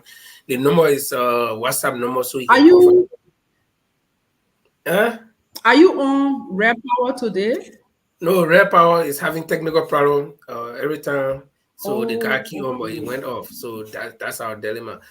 But if you in a viewing land and then you see this number on the screen, It's a WhatsApp number that's +4799450882. You can call and talk to the candidate for the CPP in the senatorial race for Montserrado County. She's here outlining some of her dreams and what she wishes to do for the people of Montserrado County. Mark, just before you come in, let me just throw this teaser question to Madam Koiquah. Now, I'm one person. If I was on a ballot, today running for Montserrado County or anywhere in Montserrado County, I will not always be sure of the people in Montserrado County. And if you ask me why, I consider Montserrado County like any other big county or any capital where the capital city is in any country. The population you see there is a floating population. I lived in Oslo for some time, and I know 1 minute you have thousands of people in the streets of Oslo. When the weather gets bad, it sinks down, and then you got almost nobody. Okay, so it's a floating population. So I see when politicians go out, they're fighting for this crowd thing, we pull crowd today. And God is not creating new people in Montserrado County, at least at that age. That God will create new people of the same age every day. So Mr. Cummings goes out, the crowd comes. Waka goes out, the crowd comes. Victoria goes out and the crowd comes. And people say, oh, get crowd. Are you concerned that this crowd that comes all the time after everybody, that this crowd is not really something to depend on? And this one is not only for you senatorial candidates, but on the party level as well. Does it concern you that this crowd, are they really coming for you, or are they just coming to hear, or are they how are you working with them? So sometimes, I want to agree with you at some point. Sometimes very few people, not majority people. Sometimes very few people, they float from one political party to another, to sing the I will say. Then when you go in, you say, oh my yeah, oh yeah, they have those kind of people, but we also have bulk of the people that will attend the CPP rallies. They are for the CPP, because the reason I say this is because of our structures we have. You cannot have people working for you in the communities, carrying your flyers around and telling people, this is my candidate, I want the person to vote for you. And you have a rally. That person bring people to that rally, and you say those people are fake people. In some cases, yes, maybe, but for the CPP, most of the people, almost all of the people that will come to the rally. And let me tell you, for me, like you said, I do not believe in the too many big rallies. I believe in leaving my house, going to meet a community leadership, to talk to them, ask them for their support, because when you meet a community leadership, these are influential people. These people each one of them can talk to more than 10% or even more than 100%, or even their community, they are able to convince their communities. When I go to the interior part of Montserrado, like District 17, District 4, District 1, when I go there, what I do, while we talking, because it is organized, you don't just go there, while we having discussion with the larger population, I observe to see who that person that when he leaves his seat, he goes and stand there, everybody will go around him. Whether he's just a common person or she, I try to identify that person. And once I identify that person becomes my friend in our town. Meaning that person, anything you tell that person tells people, they will believe it. So I just said one of the strategies.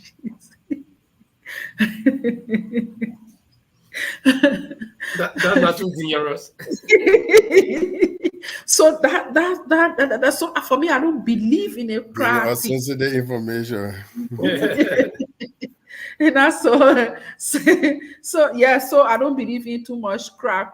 So when I get to Norway, and I just go to see Lamfor, and then I see Lamfor, he's in a group, but I'm also watching, doing the conversation. When somebody speaks, everybody start laughing.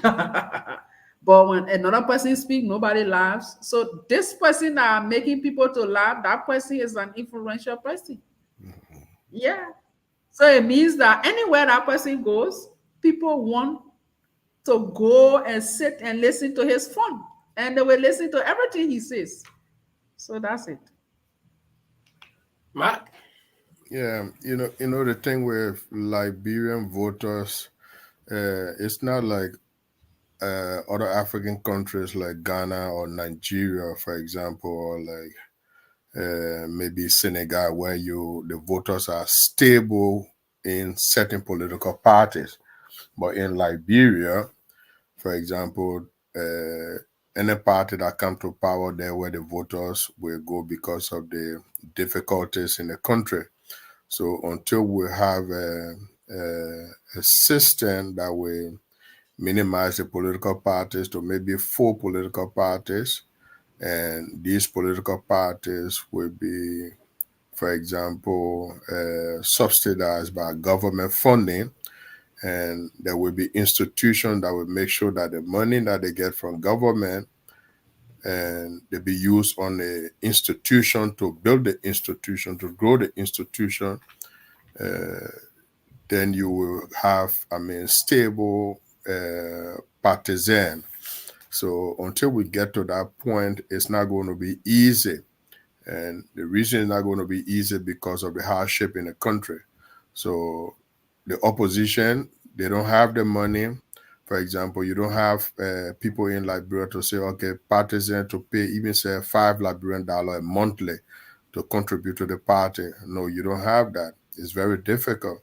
So the government in power, they abuse power by using government revenue, government resources to go out and, hungry Liberian ordinary persons who's facing the financial difficulty will go out.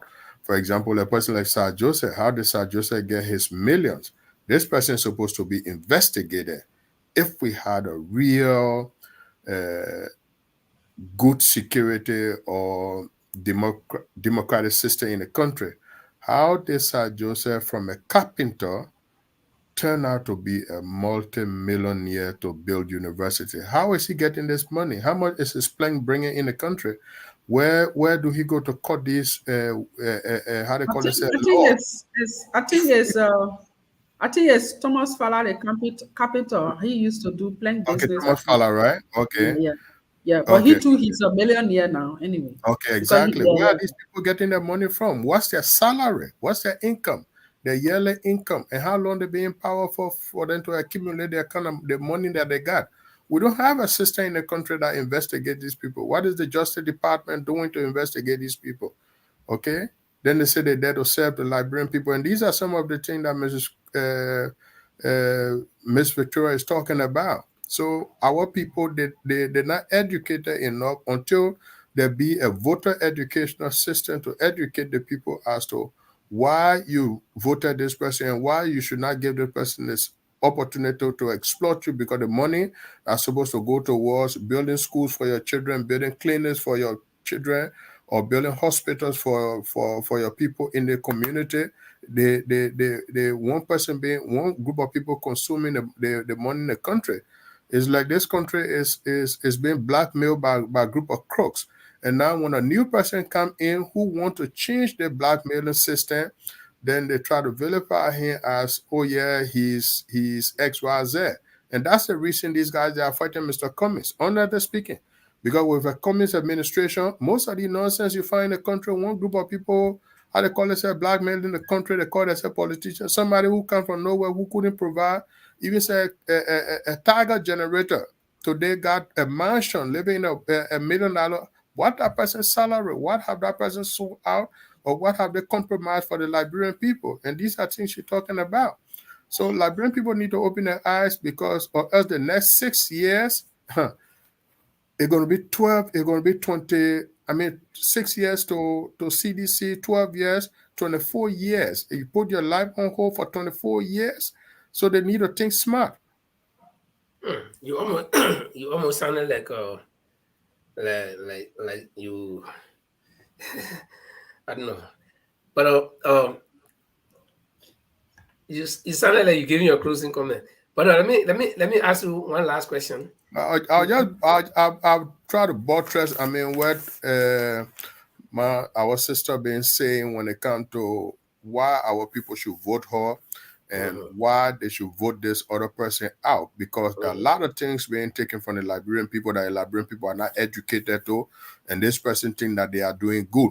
You got buses in the traffic. Why are you bringing buses in the traffic? So how the ordinary man who's supposed to buy a bus and put in the traffic make money? Then you lie to the Liberian people, oh yeah, you're providing free transport or cheap transport. How do you expect the government to collect revenue when you, as a lawmaker, you bring this? What's the transparency? Are your buses registered? What's the expiring date of their license on the buses? Are their drivers insured? Are those buses insured? And these are things Liberian people need to get to what she's talking about. Well, our people are not educated. Okay. Some of them. Sorry to generalize. One of the most important things when it comes to campaigning or electoral process in Liberia that people should consider is this level of education. And when we talk about education, we're not only talking about this what we call knowing book. No, let me put it for our simple English people. Now, what we call knowing book. Education is not only about knowing book, but education is about even telling somebody what the meaning of their name is. You've been carrying the name for long, but you know what it means. And then your grandmother comes from way in the country and say, oh, say your name, Pana, it means this. Okay? So that's part of education. And education, when it comes to the electoral process, has to do with what the voters need to know to do during the process. And one of the things we've been lacking is for people the adequate information needed to give these people. Sometimes we do it, but we do it at a time when it's almost late. And then a bulk of that work should be actually done in the interior side where all of the electronic gadgets are limited, or the use of them are limited. Like in the village, the old man don't even touch cell phone. So she will not even hear what was talking here. We can talk here, we're only talking to a few people who got it. So if you were to give one final advice to your party, the CPP that you support, on whose ticket you run, especially at this crucial time of the campaign, what would be that advice that you will be able to give them to make them to reach out to the bulk of the people, not only in the city, but outside? And if they carry any message, what would be that particular message that you think, since you've been going in the hamlets and talking to people, what is that request that they want to hear, or what is that thing that they want you people to address, that you want your party to address when they go out there? Okay, so Lamford, this is something we've been doing, even though I'm running in Montserrado, but my origin is Lofa. Sorry, battleground. Yeah, my origin is Lofa. So what I do sometimes is, some of the county chairs, sometimes I talk to them, I tell them what they need to do, some of the sacrifices, so the messaging, what kind of message you should give the people, I tell them. But Lofa Mile, some of us who are from Lofa, especially me, I sit here sometimes between 7 a.m. to 10 a.m. I'm on a radio, I'm on a different radio stations. So I know most of the journalists there. I'm in a chat room with them. So I know what time they show. I take the opportunity to call on the show there.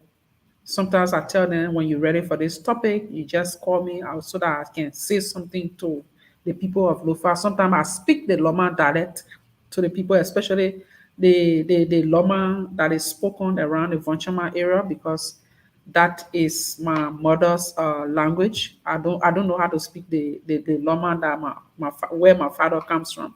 I do not know how to speak that one, because I don't even know my hometown, but I know my mother's hometown because she took us back home during the war. So these are some of the things we're doing, and this is why what we need to continue to do. Most of us who are from the different counties, let's understand the radio stations that are playing there. Let's make friends with them. Let's call in sometimes, and just give the message. educate the people about the right to vote, but also how to choose the kind of candidates that will improve their lives. You know, those are some of the things we need to say. We need to talk about their life, how they are living, how they live yesterday, how they are living.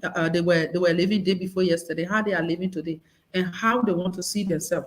We need to talk some of these things, and we need to say it in our dialects. We need to. Mr. Cummings is making a lot of good speeches. We need to have these speeches played all on the radios. Yeah. So, but it's yeah. So I am. Yeah, let us now go into too much strategy. Yeah, so these are things we are actually doing. We are doing. If we still have a little time, I actually wanted to go to Lofa on the ground to see how I can visit some communities, speak some dialect there. You know, go to those villages, speak the language to the people, because people listen to you also when you speak in your own dialect to them, that I came from Morovia, I'm this person, I'm this person. Like for example, my grandfather, my mother's father, was well known in Lofa. So sometimes, even in Morovia, when I tell people that I'm the granddaughter of the late Omen Johnny Kwebli, people say, oh, just because of that, because my grandfather was very kind to people. People used to come from Guinea, Sierra Leone, they would stay to his house. Even the former vice president, the standard bearer of Unity Party, Joseph Yuma Boaka, he's still in our grandfather's house in Vonchama. So he and myself, we have that relationship. If it is just now, but before then, even I text him, I say, Uncle, Why you not so I good? want. Why you not so good in him? No, I can't No, support don't him. answer that question. Don't answer. That was just No, tricky. I will answer it. I will answer it this way. And I must Yeah. admit to you, Yeah. today I heard people on the news, one radio station were announcing that Senator Nathan was elected on Unity Party ticket, but later joined the ANC, which is false. In 2014, when I joined the ANC, I joined the ANC in 2014. Senator Nathan was the first product of the ANC in Bapolu. That was the senator we made from ANC. And when we made him in 2016, when Mr. Cummings came to run, Senator Nathan said he didn't believe that Mr. Cummings was going to win. So he didn't want to waste his vote. He was going to JMP. Myself here, Victoria Torlo Koiquah, I said the same thing. I didn't believe that Mr. Cummings was going to win. And it was not time to give President George Weah at the time, Ambassador Weah at the time, Senator Weah at the time, this country. I didn't see the leadership ability in him to take this country. I supported Ambassador Boakai, but I didn't support him because he comes from Lofa. I supported him because I saw some level of. Let me just be clear and frank with you on this show here that President Weah and JMB, I saw more leadership in JMB. I didn't see any leadership ability in President Weah. The only thing I didn't see how corrupt his government would have been, but I didn't see the leadership ability in him. I saw some level of leadership in um, TM. JMB. And maybe this is because of his workings with President Salif and the way the government made some progress. Imagine just after the war, a female taking over, and then where everything was broken down, the entire economy was broken down, and they were able to lift the country up. Now, what led me now to like Mr. Cummings? It was late when he had the first debate in Bentor. When I listened to Mr. Cummings, I held my head. I was in my office listening to him working. I held my head like this and I said, I made a mistake by not supporting this man. And most of us made a mistake by not supporting this man because some of us who left and leaned our support to JMB, they helped giving some votes, especially in Lofa and some mostly my support went to JMB through some of the projects I was implementing. I used to monitor those projects. So when I go to those project site, I talk about JMB.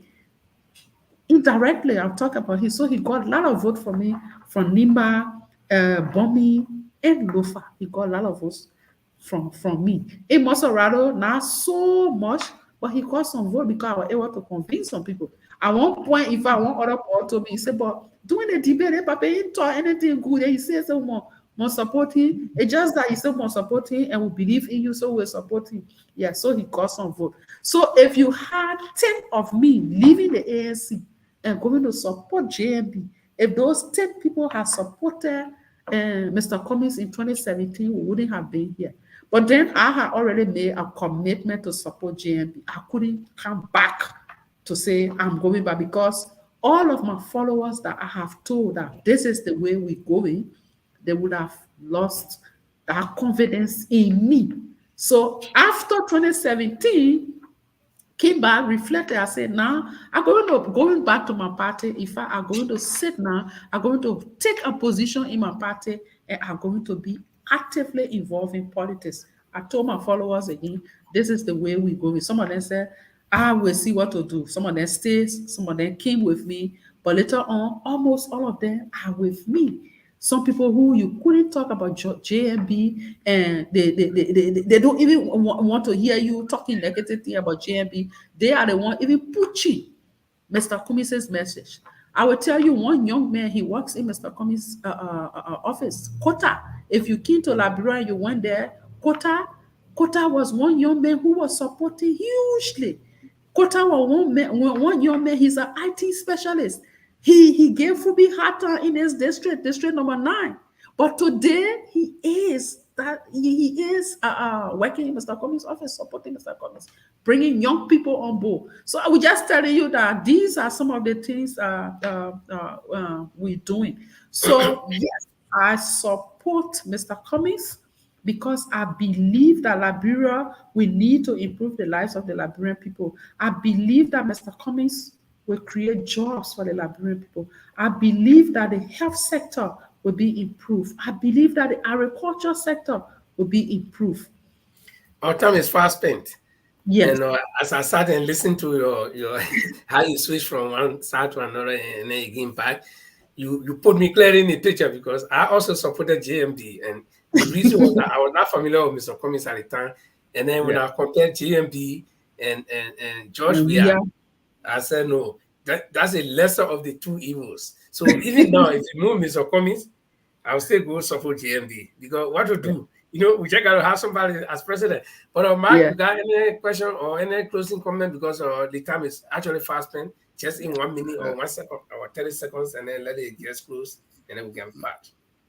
No, I don't have, any question for our dear sister. All I want to say is to wish her the best and on her campaign in Montserrado County. And I'll keep her in my prayers that she, win her election, as she sounds very transparent. And Liberian, we need more women into the legislature that understand. You gave a man a fish, he cannot provide soup in the house. But you gave a woman a fish head with just a bunch of potato grain, she'll provide soup in the house for more than 5, 6, 7 people. So they know what it takes for a child to go hungry, and they know what it takes for a child to wake up hungry and for a child not to go to school. So I hope the women across Montserrado County, as they listen to her tonight, and like when she talk about the teachers, the idea to teachers being corrupt, right? That's why when you listen to Mr. Cummings, he says that we have to pay people good wages, because if you pay people good, there will be no need to corrupt the system. There will be no need, for example, someone working at a bank, you're not paying that person good, that person will have to cheat. The teacher who teaching more than 40 students in a classroom, the headache it carry, the burden it bear, and that man only making $200 a month and teaching people 5 times in a week. So listen to Mr. Cummings' message and listen to the people behind Mr. Cummings. A few things, one thing I like about Mr. Cummings, he respects the opinion and views of other people. Few things, there's no perfect institution, but Mr. Cummings will provide a good leadership that will serve an example, that will lay the foundation that the Unity Party missed the mark. Now we are bearing the hallmark of the Unity Party that gave birth to the CDC failed government. And that is why Mr. Cummings is going to introduce the new hallmark that will serve as the future in our country, that other government will come.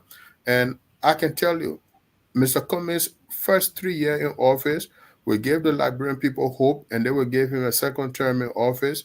And I hope he and Miss Charlene Bronskin, they have an agenda, because I can see that, look, I can bet anything on Mr. Cummings. If it were gambling, I would bet the last on Mr. Cummings, that Mr. Cummings will set Liberia on a rightful path that this country has missed after the war, the 12-year opportunity. And Charlene will also, Miss Bronskin, sorry to say Charlene, Miss Bronskin will also continue the agenda, because there is an agenda where they want to see this country in the next 24 years. We have a lot of Ghanaians up to now in Liberia. Look at Ghana today. Ghanaians used to take Docafleur from Liberia to Ghana. Ghanaians used to buy things from Liberia to Ghana. Liberia was, like, for example, the gateway to West Africa. But look at us today. We are at the bottom of West Africa. And Mr. Cummings, no, he's almost, he can be my father, not almost. And today, look at Liberia. Okay, so Mr. Cummings is going to do the best he can to bring that pride back to Liberia. That no Liberian child will go to bed hungry. That no Liberian will go to a hospital or to a clinic that you cannot get tested for cheap diseases and things that are killing our people. Look at the senator we lost today. You might have just something cheap that was in his system, but they couldn't find it because no equipment in the country. So I just want to say, again, to our sister Victoria, I wish you all the best on your campaign, and God guide you in the struggle, man. Looking forward to your support too. Oh. The small, in Liberia, we can say the small kulus. Looking forward to your support. They're not easy. So yeah, ask people in the ANC anyway. I don't want to talk, but ask people in the ANC. We're doing something. Madam Koiquah, I don't know. About my personal thing, oh. Dana, something you're doing, oh, you're talking about my personal thing. Okay. But I'm not sure if we're going to have you back here before elections. Well, nobody knows, but just in case. So what would be your final message to the people that are watching you, we too, that follow us? Yes. Disregarding number you see on our screen, we are going on 3 different platforms. No one of them can show. The other 2, they're all different. If you go back to check. No, I even say number here. So I want to say thank you for inviting me to the show. We look forward to all of your support. Technically, sometimes I will be knocking at your door. Sometimes when I'm confused, I do not know. I just at random I could call you and say, look, this is what I'm going through. I want you to help me with advice. We look forward to that. We look forward to your prayers. This is not a easy journey. There will be a lot of obstacles, but prayers can break the barrier. So we look forward to your prayers. We look forward to your moral support. We look forward also to your financial support. Everybody listening, we look forward to all of you support. Any little cent, any $1, $2, $3, $100, it can help us. We look forward to that. We look forward to you asking your people back home to kindly vote for us. We mean well for the country. We have explained our platform. And I look forward to coming back here. We got 60 more days, 60 days plus, I think 63 or 62 more days. So we can still make 2 or 3 more. Yeah, that's what I said. Nobody knows. Yeah, on a show. So I look forward to coming back. I have another meeting. We are having female candidates meeting. I see the meeting has started. People keep calling me to join the call. Our time is actually up. So as I drop this one now, I'm getting on another call. Well, we don't want to keep you all day long because you've been busy, but it's a last ahead that wears the crown. So, Yeah. but I will look forward to seeing you again. If not, we wish you a happy time and a strong campaign, and then a victorious election, and then we'll come to Liberia to celebrate that victory. Thank you, Thank and you. we want to see you Bye-bye. the next time. Bye. Take care. Bye. Yeah. Okay, Mark, you listened to her, and I think everything was good. It was a good interview. I mean, not this classical interview. It was just a family discussion. Yeah, it was just a discussion, and then I think hold she on, did man. well. And Linfo, easy?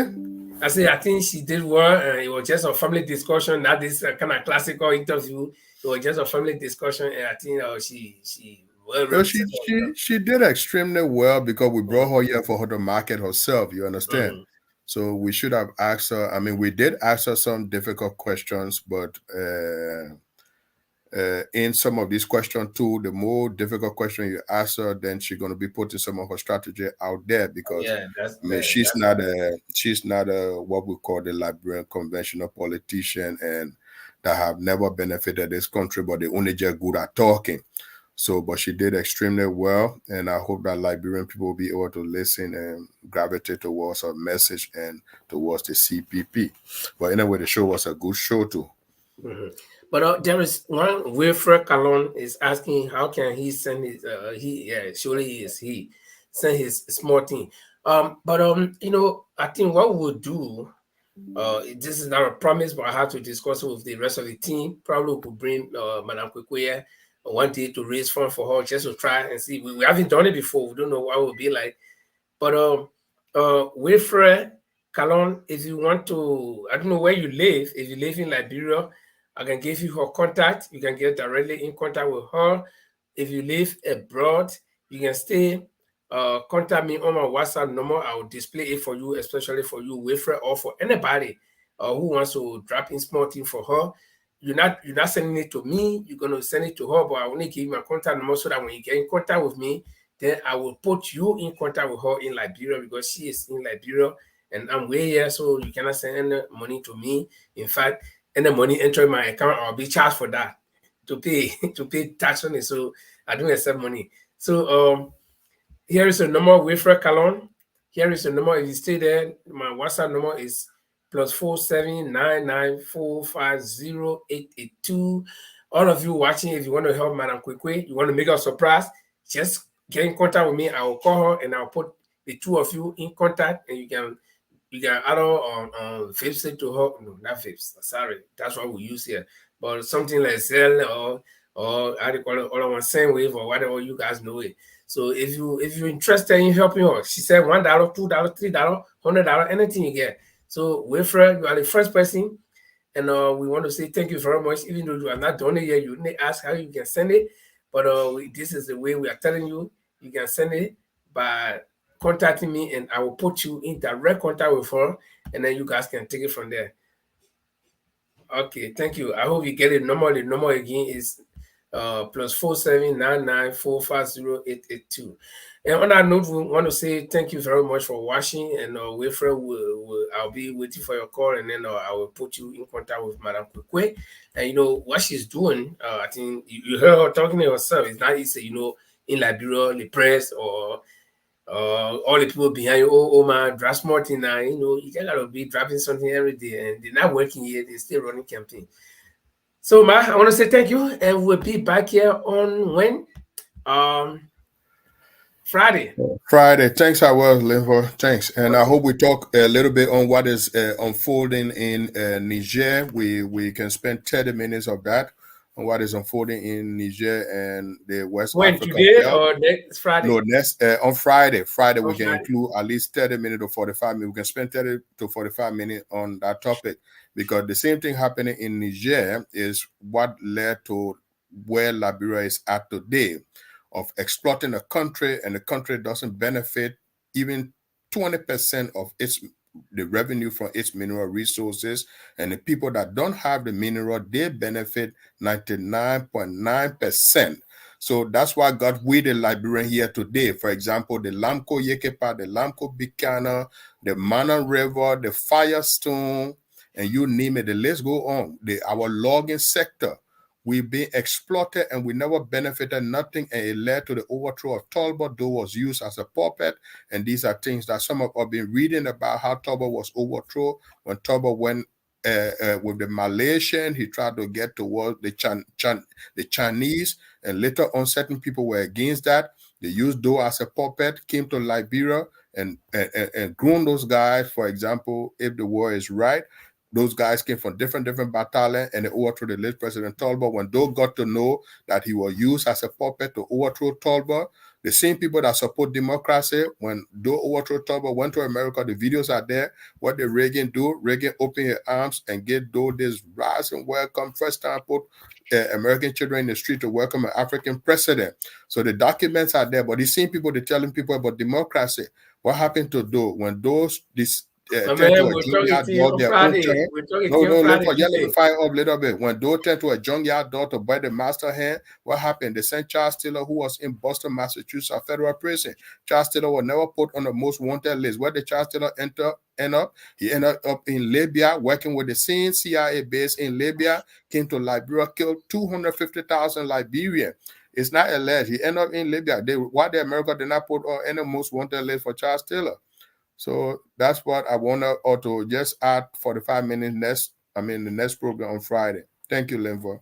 Okay. Well, and we take you home like this. AK on the beat.